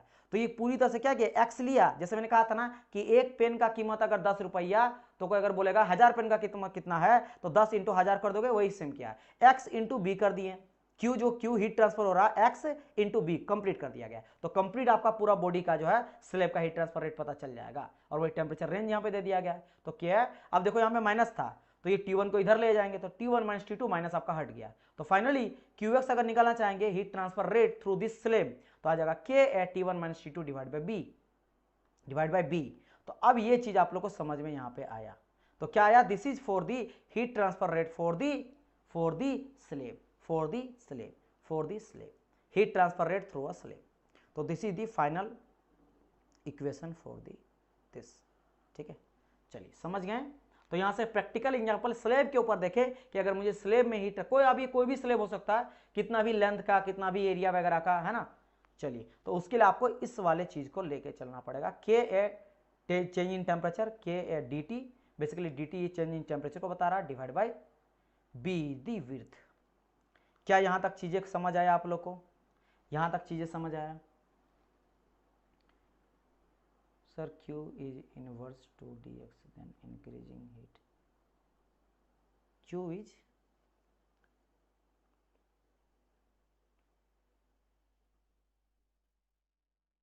हाँ, तो देखो आप ये बोल रहे हो क्या ds कि ये जो है सर इसके साथ इन्वर्स है, तो आप खुद ही सोचो, मैंने अभी कहा था ना कि जैसे जैसे, तो आपको स्टार्टिंग में ही कहा था कि अगर ये बढ़ते जाएगा तो ये घटेगा नहीं। मैंने यहाँ पे स्टार्टिंग याद करो, फूरियर लॉ क्या मैंने समझा था कि ये देखो डिक्रीजिंग रेट में, डिक्रीजिंग स्लोप में, तो वो तो मैंने पहले कहा था ना डियर कि जैसे से एरिया बढ़ते जाएगा या विड्थ बढ़ते जाएगा, है ना, विड्थ बात करो कि चौड़ा जैसे जैसे बढ़ते जाएगा हीट ट्रांसफर रेट स्लोप आते जाएगा, घटते जाएगा, है ना, समझ गए। तो वही कहानी है। चलिए क्लियर यहाँ तक? और कोई डाउट, एनी डाउट पूछो मेरे से। और कोई डाउट नहीं है तो बस यहाँ तक यही हो गया मेन फंडा। अभी देखो, अभी हम लोग एक स्लेब का निकाले, ओनली स्लेब का, अभी हम लोग काफ़ी चीज़ों का निकालेंगे जैसे से। और आप याद रखो कंडक्शन में ही हम लोग टाइम ज़्यादा लेंगे, सबसे ज़्यादा जो पूछा जाता है आपसे है वो कंडक्शन है, उसके बाद उससे थोड़ा कम पूछा जाता है आपका क्या, that is call your convection, है ना, थोड़ा कम ही पूछा जाता है। और रेडिएशन में कुछ कुछ चीज़ें पूछा जाता है, उसी पर फोकस करेंगे। तो कंडक्शन में जो थोड़ा टाइम लग भी जाए तो मेजरली सेक्शन कंडक्शन का ही है, बड़ा जो है अगर मैं बात करूंगा कंडक्शन ही ज़्यादा टाइम लेंगे, ज़्यादा रेडिएशन कन्वेक्शन में टाइम नहीं लगेगा। चीज़ें यहाँ तक क्लियर है एक बारी? तो सारे बच्चे बोलो कि यस सर क्लियर है, आगे बढ़िए, है ना। एंड सेशन को लाइक एक बार सारे बच्चे कर दो फटाफट, 20 बच्चे लाइव देख रहे हैं, लाइक बहुत ही कम है, तो एक बार सारे बच्चे सेशन को लाइक भी कर देना। चलिए बताइए।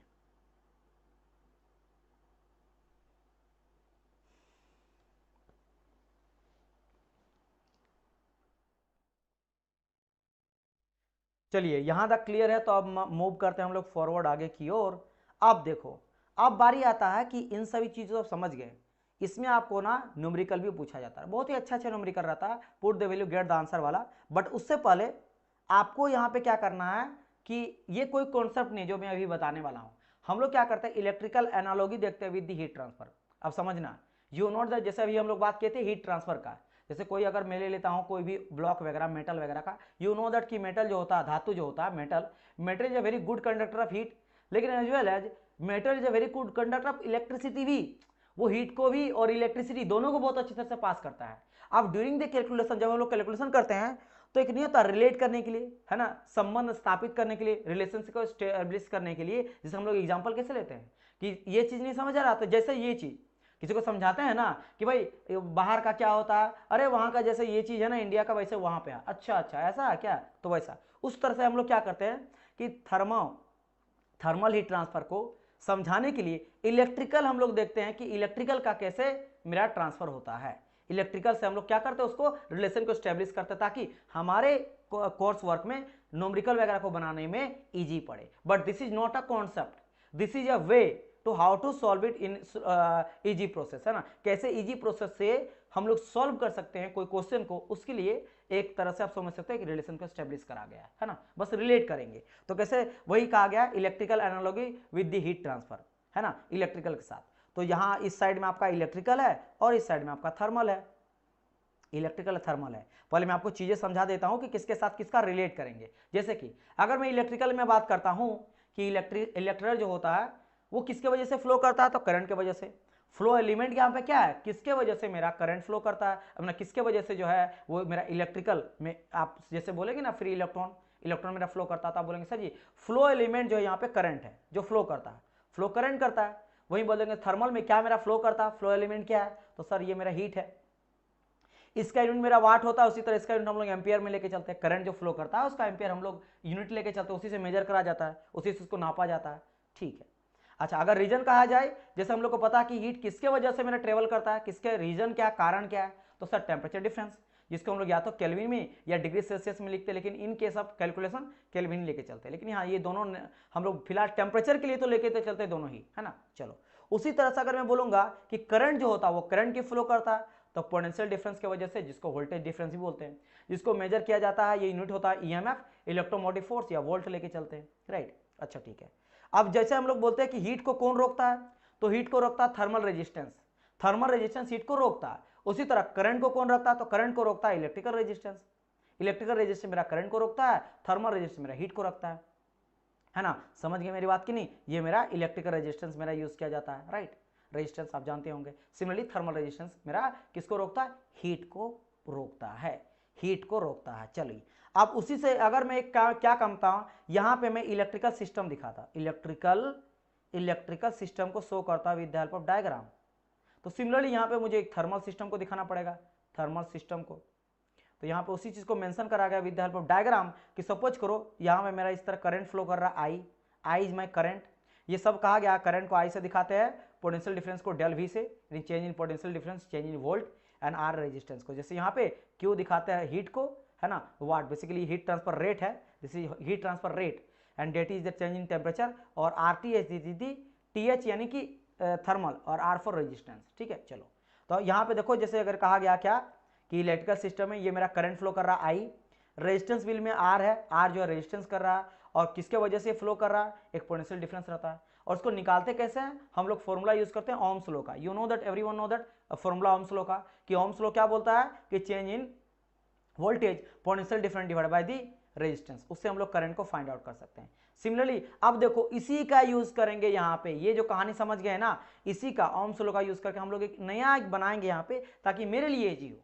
तो वहां पे जैसे क्या था, यहाँ पे फ्लो कर रहा था मेरा करंट, यहाँ पे क्या फ्लो कर रहा है मेरा हीट ट्रांसफर रेट, तो Q इक्वल टू क्या लेके चलेंगे, यहां सर हम लोग लिखे पहले ऊपर में लिए डिफरेंस को, जिसके वजह से जा रहा था डिफरेंस, किसके डिफरेंस की वजह से, टेम्परेचर डिफरेंस की वजह से, सॉरी पोटेंशियल डिफरेंस की वजह से मेरा करंट फ्लो कर रहा था, ये किसकी वजह से करता, टेम्परेचर डिफरेंस की वजह से, तो ऊपर ले लिए डेल टी, है ना, देख सकते हो ना, RTH होता है टेम्परेचर डिफरेंस है, और नीचे में क्या है मेरा रेजिस्टेंस, यहाँ पे रेजिस्टेंस क्या है, थर्मल रेजिस्टेंस। अब यहाँ पे बात आता है, ठीक है सर ये तो मेरे को रेजिस्टेंस यहाँ पे पता है, यहाँ पे रेजिस्टेंस तो हम लोग अभी तक पढ़े कुछ नहीं है, कि Q जो पढ़े हैं, Q इक्वल टू देखो यहाँ पे आपका थर्मल कंडक्टिविटी है, एरिया है, टेम्परेचर है, और B है, बट सर यहाँ पे रेजिस्टेंस कुछ नहीं है, तो बनाएंगे हम लोग, क्या करेंगे, इसके फॉर्मेट में बनाएंगे, ताकि मेरे लिए इजी हो, तो इस फॉर्मेट में बनाया जाता, तो हमारे लिए ये इंपॉर्टेंट है सबसे ज्यादा, RTH थर्मल रेजिस्टेंस। अब इस थर्मल रेजिस्टेंस में जो आएगा, जैसे क्या करेंगे यहाँ पे ऊपर में क्या, ऊपर में इस चीज को मैं लिख सकता हूँ change in temperature, del T कर सकता हूँ, डेल टी या फिर डी टी जैसे आप बोलोगे। अब इसके नीचे सब कुछ जो नीचे ले जाएंगे ना, वो हो जाएगा मेरा RTH। जैसे देखो यहाँ पे क्या है आपका Ka था, तो Ka को नीचे कर दो तो क्या आ जाएगा, B अपॉन Ka आ जाएगा, Ka, और ऊपर में आ जाएगा T1 माइनस T2, और T1 माइनस T2 तो आपका dt हो गया, तो dt ऊपर मेरा ये पूरा का पूरा बन गया RTH, ये आपका बन गया RTH। तो इस तरह से इजी आप कर सकते हो कि Q dot equal to direct क्या लिखेंगे कि भाई dt इंटू RTH।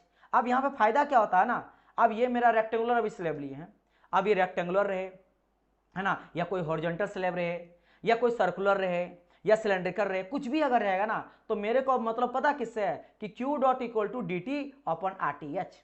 अब RTH फाइंड आउट करना कि RTH जो होता है, यानी कि जो ये आपका थर्मल रेजिस्टेंस है, ये किस पे डिपेंड करेगा, जैसे स्लैब के केस में किस पे डिपेंड करेगा, B पे और Ka पे, मतलब इसके लिए मेरा विड्थ चाहिए, एरिया चाहिए, और थर्मल कंडक्टिविटी चाहिए। अब ये कोई सर्कुलर रहा, मान लो इस तरह के कोई है सर्कुलर आपका इस तरह से है, और आपका सॉलिड है, या फिर मान लो होलो है, अब यहां से कोई हीट कितना जाएगा, इधर से पास कर रहा है, अंदर तक कितना फ्लो करके जा रहा है, इसके लिए ये किस पे डिपेंड कर रहा है, डायमीटर में जो भी है, इस चीज को RTH से निकालेंगे, तो आपके लिए कैलकुलेशन इजी आ जाता है, केवल RTH निकालना, झंझट थोड़ा कम हो जाता है। इसके लिए हम लोग क्या करते हैं, इसका यूज करा जाता है, समझ गए। तो ये हो जाता है आपका क्या, एक इलेक्ट्रिकल एनालॉजी। तो इलेक्ट्रिकल एनालॉजी क्या करता है, बेसिकली हमारे सॉल्यूशन को इजी कराता है। It's not a concept, it's a way to solve the question in easier way, easier way में आसान तरीके से सॉल्व करने का एक तरीका है, स्टेब्लिश करते हैं रिलेशन को दोनों के बीच में। क्लियर माय पॉइंट, ये चीज समझ गए।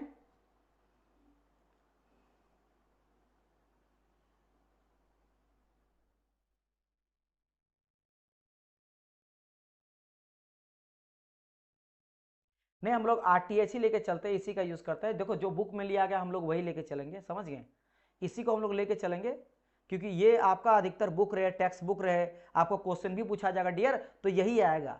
अब आपके अकॉर्डिंग मैं बोलूंगा कि R कैपिटल TH, तो ये नहीं लिखा जाता, यही लिखा जाता, समझो मेरी बात को। कई सारे चीज को हम लोग वही चीज लेके चलते हैं जो बुक में फॉलो करा जाता है, समझ गए, जो बुक में फॉलो करा जाता है। मान लो यहाँ पे पोटेंशियल डिफरेंस है, मेरे लिए पोटेंशियल डिफरेंस लेके चलेंगे तो डेल पी बोलना चाहिए था, लेकिन अधिकतर डेल पी को प्रेशर डिफरेंस बोल देते हैं फिर, है ना, तो डेल वी लेके चला जाता है, चाहे पोटेंशियल लिखेंगे या वोल्टेज लिखेंगे डेल वी ही लिखा जाता है। अब करंट को हम लोग आई से दिखा रहे हैं, छोटा आई से, कैपिटल आई क्यों नहीं दिखा रहे हैं, अब दिखाया जाता छोटा आई से मेनली करा जाता है, आई से भी दिखाया जाता है, लेकिन एक होता ना दिखाने का, शो करने का तरीका होता है हर एक चीज का। चलिए क्लियर। अच्छा, इलेक्ट्रिक रेजिस्टेंस का जो यूनिट होता है ओम होता है, उसी तरह इसका यूनिट के बारे में हम लोग अभी डिस्कस करेंगे, डोंट वरी, है ना, जिसको अधिकतर देखो अभी हम लोग बताएंगे, है ना, तो इसको भी नहीं निकाला जाता। चलो अभी यहाँ तक क्लियर हो गया ना, एक बार मुझे बताइए, कंफर्म करिए तभी मैं आगे बढ़ूंगा, नहीं तो और कोई अगर दिक्कत है तो मेरे को पूछो। तो फूरियर लॉ केस 1 कहाँ जाए, क्या पूछे थे सरिका, आपने कुछ पूछा था क्या? ये केस 1 लिए हैं स्लेब के केस में, अभी हम लोग आगे और स्लेब लेंगे, मतलब स्लेब के केस में मान लो स्लेब अभी लिए ना, अभी और कोई लेंगे, कोई सर्कुलर लेंगे, है ना, कोई सिलेंड्रिकल लेंगे, अभी और ढेर सारा हम लोग पढ़ेंगे, जो जो आपके एग्जाम, जो आपके कोर्स वर्क में इंपॉर्टेंट जहाँ से क्वेश्चन बनता है वही पढ़ाया जाएगा, don't worry. Sir Fourier law case 1 resultant क्या हुआ समझ नहीं है, ये हुआ डियर फूरियर लॉ का केस 1, इसका रिजल्ट आपका ये हुआ, दिस वन, ये रहा, जिसको मैं वीवीआई लिख दिया ना, ये रहा, ये दिस वन, ये रहा। फूरियर लॉ से मुझे पता चला था कि Q E directly proportional to K A D T upon A हो के मैं क्यों कर रहा हूँ, के तो हटाने के बाद लिखेंगे ना, तो ये मेरे को मिला था। अच्छा चलो डायरेक्ट मैं इज इक्वल टू ही कर देता हूँ, कि फूरियर लॉ से मुझे ये पता चला था, क्या पता चला था कि Q E directly proportional to K A D T upon D X, और जब एक स्लेब का निकाले स्मॉल का, तो ये मुझे पता चला कि के, इसको मान के चले थे लेकिन कंप्लीट का पता चला कि के ए डी टी, बेसिकली इसको हम लोग डी टी लिख सकते हैं, चेंज इन टेम्परेचर को, अपॉन बी, तो ये मेरे को पता चला। मतलब यहाँ से मुझे पता चला कि यहाँ एरिया ही नहीं, आपका विड्थ भी डिपेंड करता है जब स्लेब लेके चलेंगे, यहाँ केवल एरिया लेके चले थे, लेकिन जब मैं स्लेब का निकाला, ये स्लेब का हो गया, है ना, फूरियर लॉ भी फूरियर लॉ है और ये भी फूरियर लॉ है, लेकिन ये आपका इसी फूरियर लॉ से अभी स्लेब का निकाले ना, अभी हर एक बहुत सारे अलग अलग चीज का निकालेंगे, है ना, कुछ 3-4 का निकालेंगे बेसिक, तो वो चीज आ गया। तो इससे मुझे पता चला कि के ए यहाँ भी है, के ए यहाँ भी है, डी टी यहाँ भी है ना, तो बस यहाँ पे अंतर क्या बताओ, अंतर ये हो गया कि यहाँ पे था मेरा क्या, डी एक्स था, यहाँ क्या था मेरा dx लेके चला था, लेकिन अब यहाँ पे b आ गया, आप ऐसे बोल सकते हो रिप्लेस हो गया, बेसिकली यहाँ जो dx था वो b से रिप्लेस हो गया, क्योंकि हम लोग यूनिट डायरेक्शन एक डायरेक्शन में लेके चले थे, वही डायरेक्शन को हम लोग विड्थ मान लिए, यही एक डायरेक्शन बेसिकली क्या था, dx इज द डायरेक्शन, है ना, तो ये विड्थ ही बेसिकली था, तो उस चीज को ले लिया। अब इसको हम लोग लेंथ लेके चल सकते हैं, अब ये बहुत सारा चीज को मान सकते हैं, डोंट वरी, तो ये आपका फाइनल इक्वेशन बन गया। चलिए क्लियर है आप यहाँ तक। चलो अब मैं इसी को क्या करता हूँ, इस वाले को चेंज करता हूं किसमें, आरटीएस के फॉर्म में। आरटीएस समझ गए ना, किसको चेंज करेंगे, इसको हटाना है, क्योंकि डीटी ऊपर में तो रहेगा ही, नीचे में आरटीएच आएगा। अब आरटीएस की जगह में क्या घुसाना है, क्या डालना है, ये आपका काम है, मतलब आपको डीटी ऊपर में रखना, बाकी जो भी चीज आएगा उसको आरटीएच बना दो। तो चलो डिस्कस करते हैं। जैसे देखो यहाँ पे heat transfer through a slab, अभी हम लोग क्या बात किए, K A T one minus T two divide B था ना। अब देखो यहाँ से मैं कैसे इसको कन्वर्ट कर दूंगा किसमें, आरटीएच में, है ना, यानी कि थर्मल रेजिस्टेंस में। तो Q equal to change in temperature ऊपर में रखे, अब देखो इस के ए को नीचे में कर दिया, तो के को बी ओपन के आ गया, तो बस ये बन गया मेरा आरटीएच, ऊपर में चेंज इन टेम्परेचर आ, रीटे में आरटीएच, ये हो गया मेरा थर्मल रेजिस्टेंस। यही क्या हो गया मेरा, थर्मल रेजिस्टेंस आ गया। यानी कि मैं ये बोल सकता हूँ कि Q इक्वल टू, डायरेक्ट में बोल सकता हूँ क्या, कि del Q by T upon RTH, है ना, डेल टी यानी change in temperature upon RTH thermal resistance.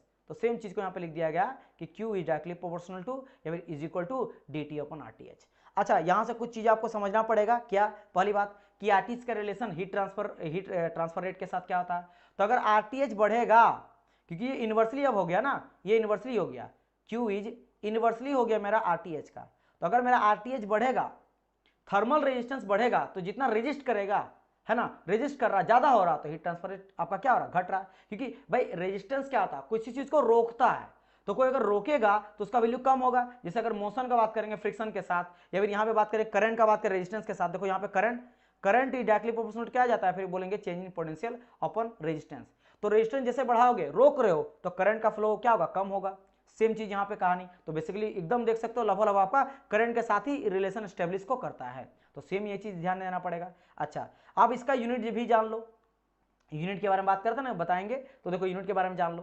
तो अगर मैं आरटीएस का बात करूं तो आरटीएस को क्या करूंगा, उधर ले जाऊंगा और क्यू के नीचे ले आऊंगा, ऐसे भी कर सकते हो, राइट। या फिर दूसरा तरीका क्या है, दूसरा तरीका क्या है, समझ तो आ रहा है ना आप लोग को।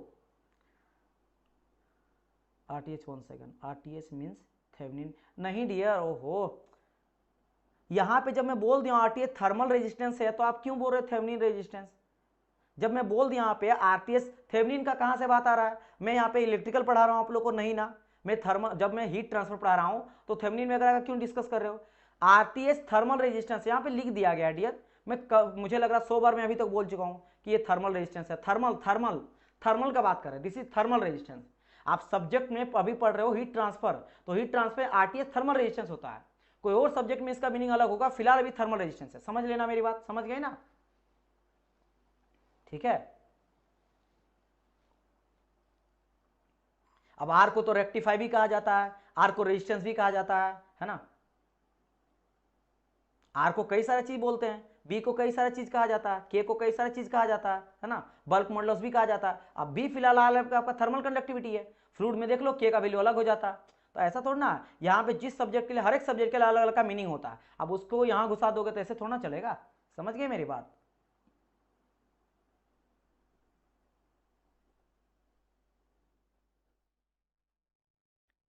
नहीं, जब भी क्यू रहेगा ये क्यू डॉट ही है, ये ध्यान रखना, छोटा क्यू जब भी मैं लूंगा या फिर क्यू डॉट लिख दिया, कई सारे बुक में जरूरी नहीं कि आपको हर बार डॉट दिखा देगा, क्यू का मतलब बोल रखा है हीट ट्रांसफर रेट, ये क्या है मेरा हीट ट्रांसफर रेट ही है, यानी बेसिकली क्यू जो है वो अपन क्यू अपन dt है, टाइम के साथ ही बता रहा है, dt के साथ बता रहा है, चेंज टाइम के साथ बता रहा है, ठीक है, दिस इज योर टाइम।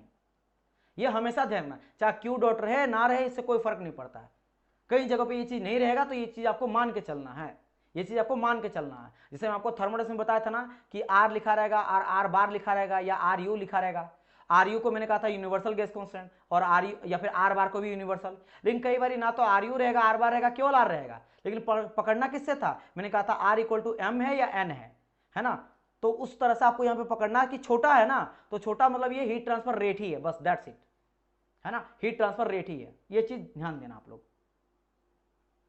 चलो ये भी क्लियर, जो भी छोटा मोटा आपको डाउट है, देखो मैं कभी कभार क्या बोलता आपको डांट देता फिर ऐसा करते, तो उसको आप मत लेके चलना, है ना, आपको बस सीखना है, तो वो चीज़ फ्लो में आ जाता, लेकिन ऐसा कोई इंटेंशन नहीं रही कि मैं आप लोग को डांट रहा हूँ, राइट, ये आपका काम है, अभी आप समझ रहे हो, कोई दिक्कत नहीं, जितना गलती करना, जो भी समझना, छोटी छोटी चीज़ें समझ लो, लेकिन पूछना छोड़ो नहीं, अगर आप पूछना ही छोड़ दोगे तो फिर वो चीज़ समझोगे नहीं, और बाद में वो चीज़ आपके दिमाग खाते रहेगा, और हमेशा जब भी सोचोगे अरे क्या ये होता है, क्या ये होता है, और कौन आपका मतलब हेल्प करने वाला है फिर। अब मेरे को कभी टेक्स्ट करोगे, अभी फिलहाल शेड्यूल इतना बिजी चल रहा है कि चाह के मैं आप लोग का रिप्लाई नहीं कर सकता हूँ, शायद ये होगा, है ना, कि आप टेक्स्ट अगर डालोगे भी, मुझे ना पूछोगे व्हाट्सअप से या कॉल करोगे, तो शायद मैं रिसीव नहीं कर पाऊंगा, क्योंकि दिन भर आपका इतना डेली क्लासेस चल रहा है, सारा का पीपीटी बनाना, क्वेश्चन बनाना, नोट्स प्रिपेयर करना, अब मेन इंपॉर्टेंट है क्लास लेना। अगर मैं आपका एक डाउट या दो डाउट, या क्योंकि एक डाउट एक बच्चा नहीं पूछता ना, कई सारा 50-60 बच्चा पूछता है, एक को रिप्लाई करूंगा फायदा नहीं, अब सबको करेंगे अब नहीं करेंगे, है ना, दो को करके क्या हो जाएगा, बाकी सारे बच्चे फिर वेट कर रहे हैं, तो मेन तो आपको पढ़ाना है, तो इसीलिए आप यहीं पे सारा डाउट वगैरह पूछ लेना, कोई दिक्कत नहीं मुझे, आप बिल्कुल 100 बार पूछो, मैं 100 बार बताने के लिए रेडी हूँ, ठीक है। तो ये हो गया थर्मल रेजिस्टेंस। मैं क्या बात कर रहा था, इसका थोड़ा सा बात जान लेते हैं, आरटीएस का यानी थर्मल रेजिस्टेंस का यूनिट क्या हो जाता है, थर्मल रेजिस्टेंस का यूनिट क्या हो जाता है उसके बारे में जान लेते हैं। जैसे देखो आरटीएच इक्वल टू क्या देखे हम लोग, बी बाई के, यही तो था, RTH equal to B by K है, तो वही RTH equal to B by K A. तो अगर मैं यूनिट निकालना चाहूंगा, अभी मैं शॉर्ट भी बताऊंगा एक यूनिट निकालने का, फिलहाल भी लॉन्ग टर्म जान लो कि वी बाई के ए आया, क्योंकि हम लोग यही किए थे ना, के ए को नीचे ले आए थे और इसी को आरटीएच मान लिए थे, ठीक है ठीक है ठीक है। तो देख लो, तो बी बी बेसिकली क्या, विड्थ है, लंबाई है, डिस्टेंस है, मीटर ले लो। के आपका थर्मल कंडक्टिविटी है, जिसको हम लोग पता वॉट पर मीटर केल्विन आ जाता है, वॉट पर मीटर केल्विन, तो ऊपर में आ गया इसका मीटर आ गया, और नीचे में क्या के का वॉट पर मीटर केल्विन, और ए क्या है, एरिया, मीटर स्क्वायर। तो देखो क्या जो कटेगा, तो देखो ये आपका 1 मीटर से 1 मीटर खत्म, और 1 मीटर से ऊपर वाला खत्म, राइट। अब क्या बचा, W बाई के ऊपर चल जाएगा तो K बाई W, तो this is the unit of thermal resistance. तो थर्मल रेजिस्टेंस का यूनिट क्या आ गया, दिस आ गया। अब बोलेंगे सर इतना बड़ा चीज अगर मुझे याद नहीं रहेगा तो मैं आपको बता रहा हूं चुटकी से इसका यूनिट निकालने का तरीका। अभी जस्ट मैंने कहा कि Q इक्वल टू क्या बोल सकते हैं, change in temperature upon RTH। भाई यही तो निकाले ना, ये देखो यही निकाले, क्या निकाले, Q equal to sir change in temperature लेंगे ऊपर में और सर नीचे में RTH लेंगे, और मुझे निकालना क्या, RTH निकालना, राइट, RTH निकालना। तो RTH इक्वल टू क्या आ जाएगा, RTH equal to del T upon Q, बस खेल खत्म। और डेल टी टेम्परेचर का क्या होता है, केल्विन, और Q क्या होता है, Q क्या है आपका वॉट, वॉट हो गया। अच्छा हाँ, एक स्टूडेंट मेरे को बोल रहे थे सर आप Q बोल रहे हो या Q डॉट बोल रहे हो, हाँ मैं आपको समझा रहा हूँ। देखो जैसे मैंने कहा आपको पकड़ना है यूनिट से, आपको किससे पकड़ना है, यूनिट से पकड़ना। अगर आपको बोल दिया गया कि इस तरह से Q लिखा है और आपको ये वैल्यू दे दिया गया है कि हीट ट्रांसफर रेट, या फिर नहीं भी बोला गया, डायरेक्ट बोल दिया कि Q इक्वल टू 30 वॉट, आप खुद आप समझो वॉट किसका यूनिट होता है। तो सर बोलेंगे सर वॉट जो यूनिट होता है ये बेसिकली जूल पर सेकंड को मतलब आई मीन पूरा न्यूटन में Q बाई, एक सेकंड मैं क्या बोल रहा हूँ कि सर Q बाई, एक second Q by del T को बोलते हैं, Q बाई डेल टी को तो बोलते हैं वाट, हम लोग लिखे थे कि नहीं, बिल्कुल सर बोलते हैं। तो बस हो गया ना कहानी, यानी कि समझ गए ये किसका बात कर रहा है, ये किसका बात कर रहा है, जूल पर सेकंड का बात कर रहा है, जूल पर सेकंड का बात कर रहा है, पर सेकंड टाइम के साथ बोल रहा है ना। तो जूल निकाले तो वहां से जूल पर सेकंड बता रहा है, यानी कि ये बेसिकली बात कर रहा है आपके हीट ट्रांसफर रेट का ही।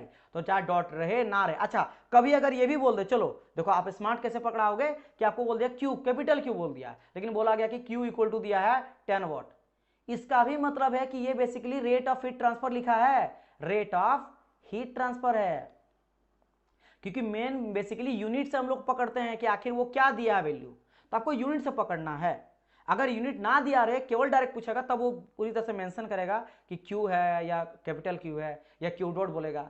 लेकिन अगर वो यूनिट दे दिया ना, तब ये कुछ भी अल्फा बीटा गामा ले लेगा। मान लो यहाँ Q ना लेके मैं R भी बोल दूंगा, तो आपको बोलेगा कि there is heat transfer R equal to इतना वॉट, तो आप समझ गए कि हीट ट्रांसफर बोल रहा है, और ये वाट दिया तो हीट ट्रांसफर रेट बोला है, समझ गए।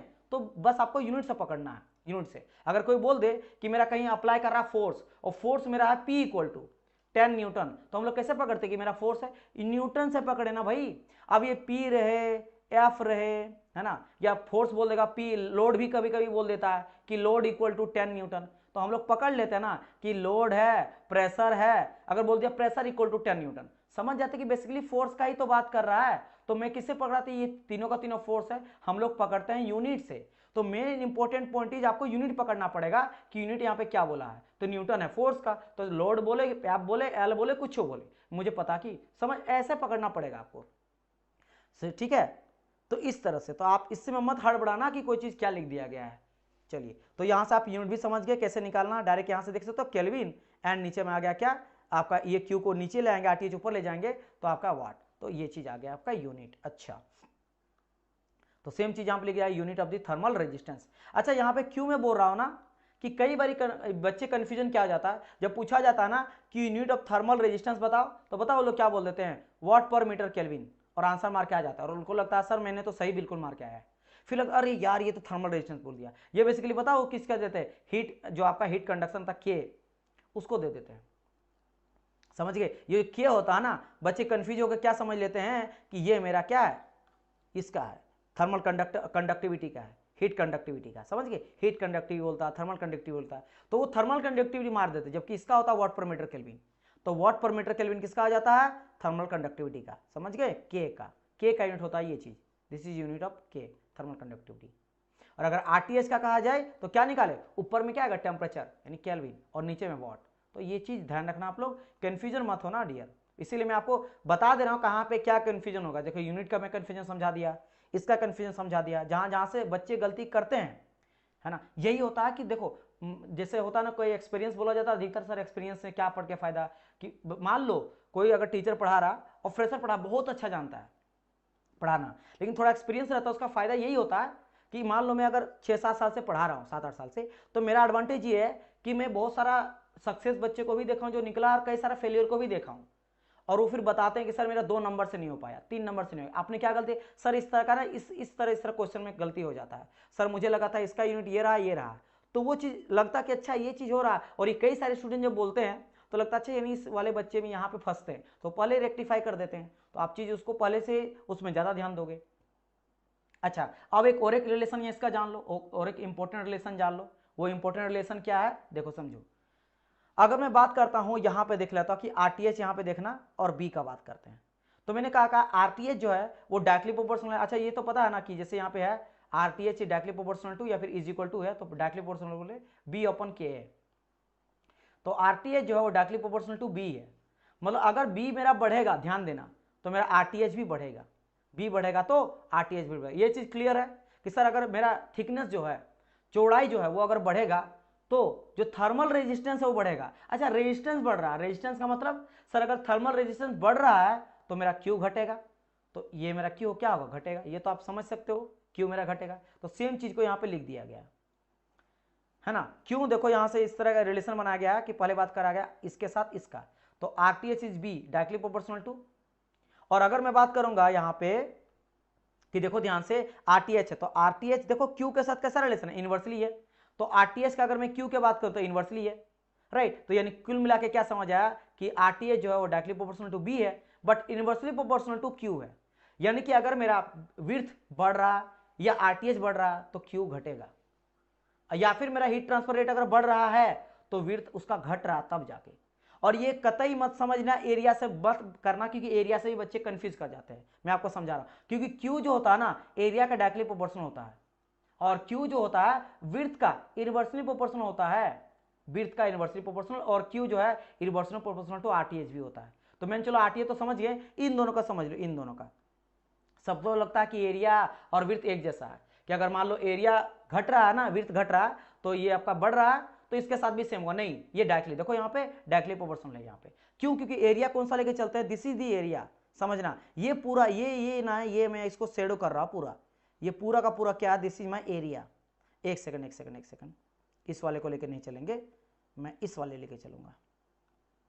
दिस इज दी एरिया, ये एरिया। तो एरिया जितना ज्यादा फैलेगा ना वो जल्दी हीट को बाहर करेगा, जल्दी हीट को बाहर करेगा, राइट। लेकिन अगर विड्थ जो है ना ये अगर बढ़ रहा है, दिस ये अगर बढ़ रहा है तो फिर हीट ट्रांसफर रेट घटेगा। क्यों, क्योंकि डिक्रीजिंग स्लोप में आता है और आपका हीट ट्रांसफर रेट घटेगा। चौड़ाई है ना, हीट को आने में टाइम लगेगा ना भाई साहब, हीट को आने में। यानी कि अगर आप मेरा बात समझना, अब मैं आपको एक क्वेश्चन बोलता हूं कि मुझे एक कोई मान लेते हैं, जैसे कि आप खाना से समझ लो ना, सिंपल सा कहानी है। खाना अगर मम्मी दे दी और ऐसे चढ़ा के रख दी, तो चढ़ा के रख दी ना, तो सोचो ये क्या हो, इसका चौड़ाई बढ़ गया, विड्थ इसका बेसिकली बढ़ गया। देखो कितना एग्जांपल है ना, तो ये क्या हो गया, इसका बी जो है ना बढ़ गया, तो बी बढ़ गया तो जल्दी ठंडा नहीं होगा, यानी कि बी बढ़ाना तो आपका क्यू जो है घट जाएगा, ठंडा होने में चावल लेट लगेगा। तो आप क्या करते हो, इसको फैला देते हो, जैसे फैला दिए ना, तो फैला दिए तो क्या होगा, क्यू बढ़ गया। क्यों, एरिया आपने बड़ा कर दिया, एरिया आप क्या कर दिए, बड़ा कर देते, एरिया बड़ा कर दिए, एरिया बड़ा कर दिया तो आपका बढ़ गया, लेकिन थिकनेस नहीं।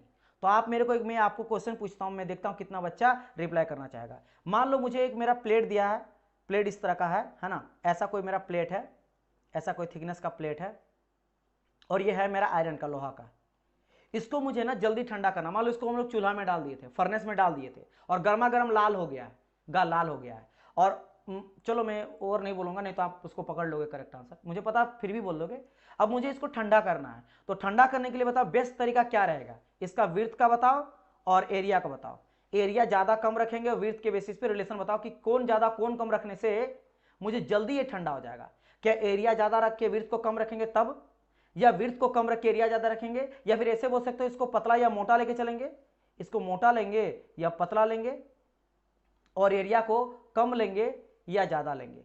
आप डायरेक्ट ये बोलो कि मोटा और ज्यादा एरिया वाला, या पतला और ज्यादा एरिया वाला, है ना, या फिर मोटा और कम एरिया वाला, या पतला और ज्यादा एरिया वाला, इस तरह से बताओ तो देखते हैं।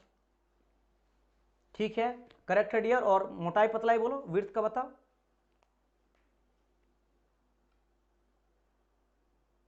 ठीक है, हो एरिया कम क्यों डियर, एरिया इंक्रीज करेंगे, ठीक है, एंड यस थिन, यस मोटा मोटा सब बोले जा रहा है। मोटा कैसे डियर, अभी मैंने कहा कि चावल का प्लेट को मोटा कर देते हैं तो वो चीज फिर ठंडा मतलब होने में टाइम लगता है, आप फैलाओगे ना। आप खुद समझो ना मेरे बाबा कि अगर मैं इतना इस तरह थिकनेस का दूंगा, ऐसा थिकनेस का मेरे पास एक है इस तरह से, ओहो, अगर मैं बोलूंगा आपके पास इस तरह से दो में आयरन का रड दिया, एक रड जो है इस तरह का है, रड नहीं है मतलब, हाँ रड नहीं है, रड तो आपका सर्कुलर हो जाएगा कुछ इस तरह रेक्टेंगल का, एक हो गया ये रड है, ये आपका पहला रड है, और दूसरा अगर मैं कोई रेक्टेंगुलर आपका रड, आपका आयरन है, रेक्टेंगुलर आयरन है, वो आपका कुछ ऐसा है, एकदम पतला सा है। खुद बोलो कौन जल्दी ठंडा होगा, खुद सोचो। और ये थोड़ा ज़्यादा बड़ा है, क्या है मेरा, थोड़ा ज़्यादा बड़ा है, तो ये भी एक आयरन है। ये पतला है, ये क्या है मेरा, पतला है, और इसका एरिया जो है ना वो ज़्यादा है। और ये क्या है, इसका एरिया अगर बात करा जाए, एरिया जो है वो कम है और मोटा है, तो कौन जल्दी ठंडा होगा sir, area more, very nice, and thickness less. ये सिंपल सा लॉजिक है। पतला लोगे ना, पतला लोगे तो जल्दी हीट मेरा निकल जाएगा, क्योंकि पतला करोगे, क्योंकि देखो यही, ये अगर मान लेते 1 kg का था, इसी को, ये भी 1 kg का आयरन था और ये भी 1 kg का आयरन था, इसी को पीट के अगर फैला दिए ना तो जल्दी मेरा हो जाएगा ठंडा। होता नहीं भाई, मोटा अगर कोई चादरा है, मोटा चादरा है, तो उसको ठंडा होने में टाइम लगेगा, लेकिन पतला पतला सीट है तो जल्दी हो जाएगा। बात वही है, एरिया बड़ा है, पतला है, हो गया जल्दी ठंडा, मोटा, बस सिंपल। ये तो आप लोग देखते होंगे रियल लाइफ में, ये तो रियल लाइफ में आप लोग देखते होंगे। सर हम यही कंफ्यूजन हो रहे हैं कि जब Q को इनवर्स तो dx,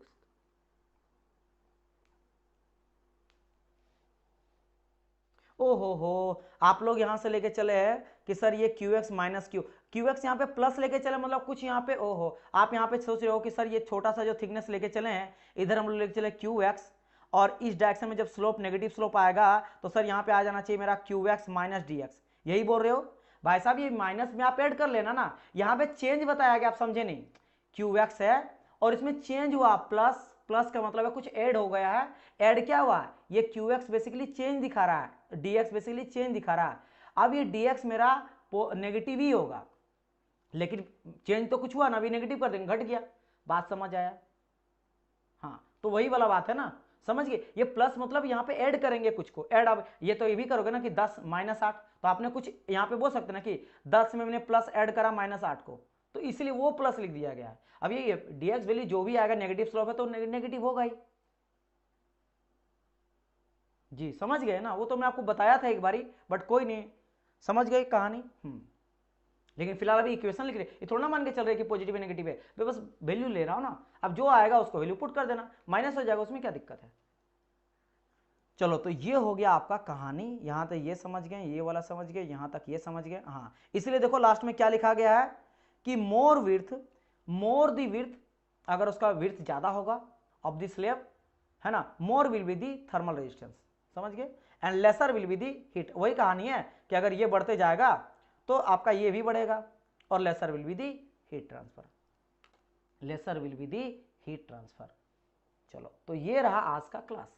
अब आप लोग प्लीज, मैं आप लोग से, हाँ बिल्कुल बिल्कुल अब नहीं पढ़ाएंगे, आप लोग से रिक्वेस्ट करता हूं कि आज जो मैं पढ़ाया हूं आज तक थ्योरी, ये आप लोग ना कल अच्छे से देख के आना, ये सारे चीज़ों को पढ़ के आना। कल मैं न्यूमेरिकल करवाऊंगा, कल मैं न्यूमेरिकल कुछ करवाऊंगा, अच्छा रहेगा, आप कर लोगे, लेकिन मैं चाहता हूँ आप लोग खुद से करो, आप लोग खुद से करो न्यूमेरिकल। उसके लिए इंपॉर्टेंट ये है कि आप लोग को जो है वो आपको देख के आना है।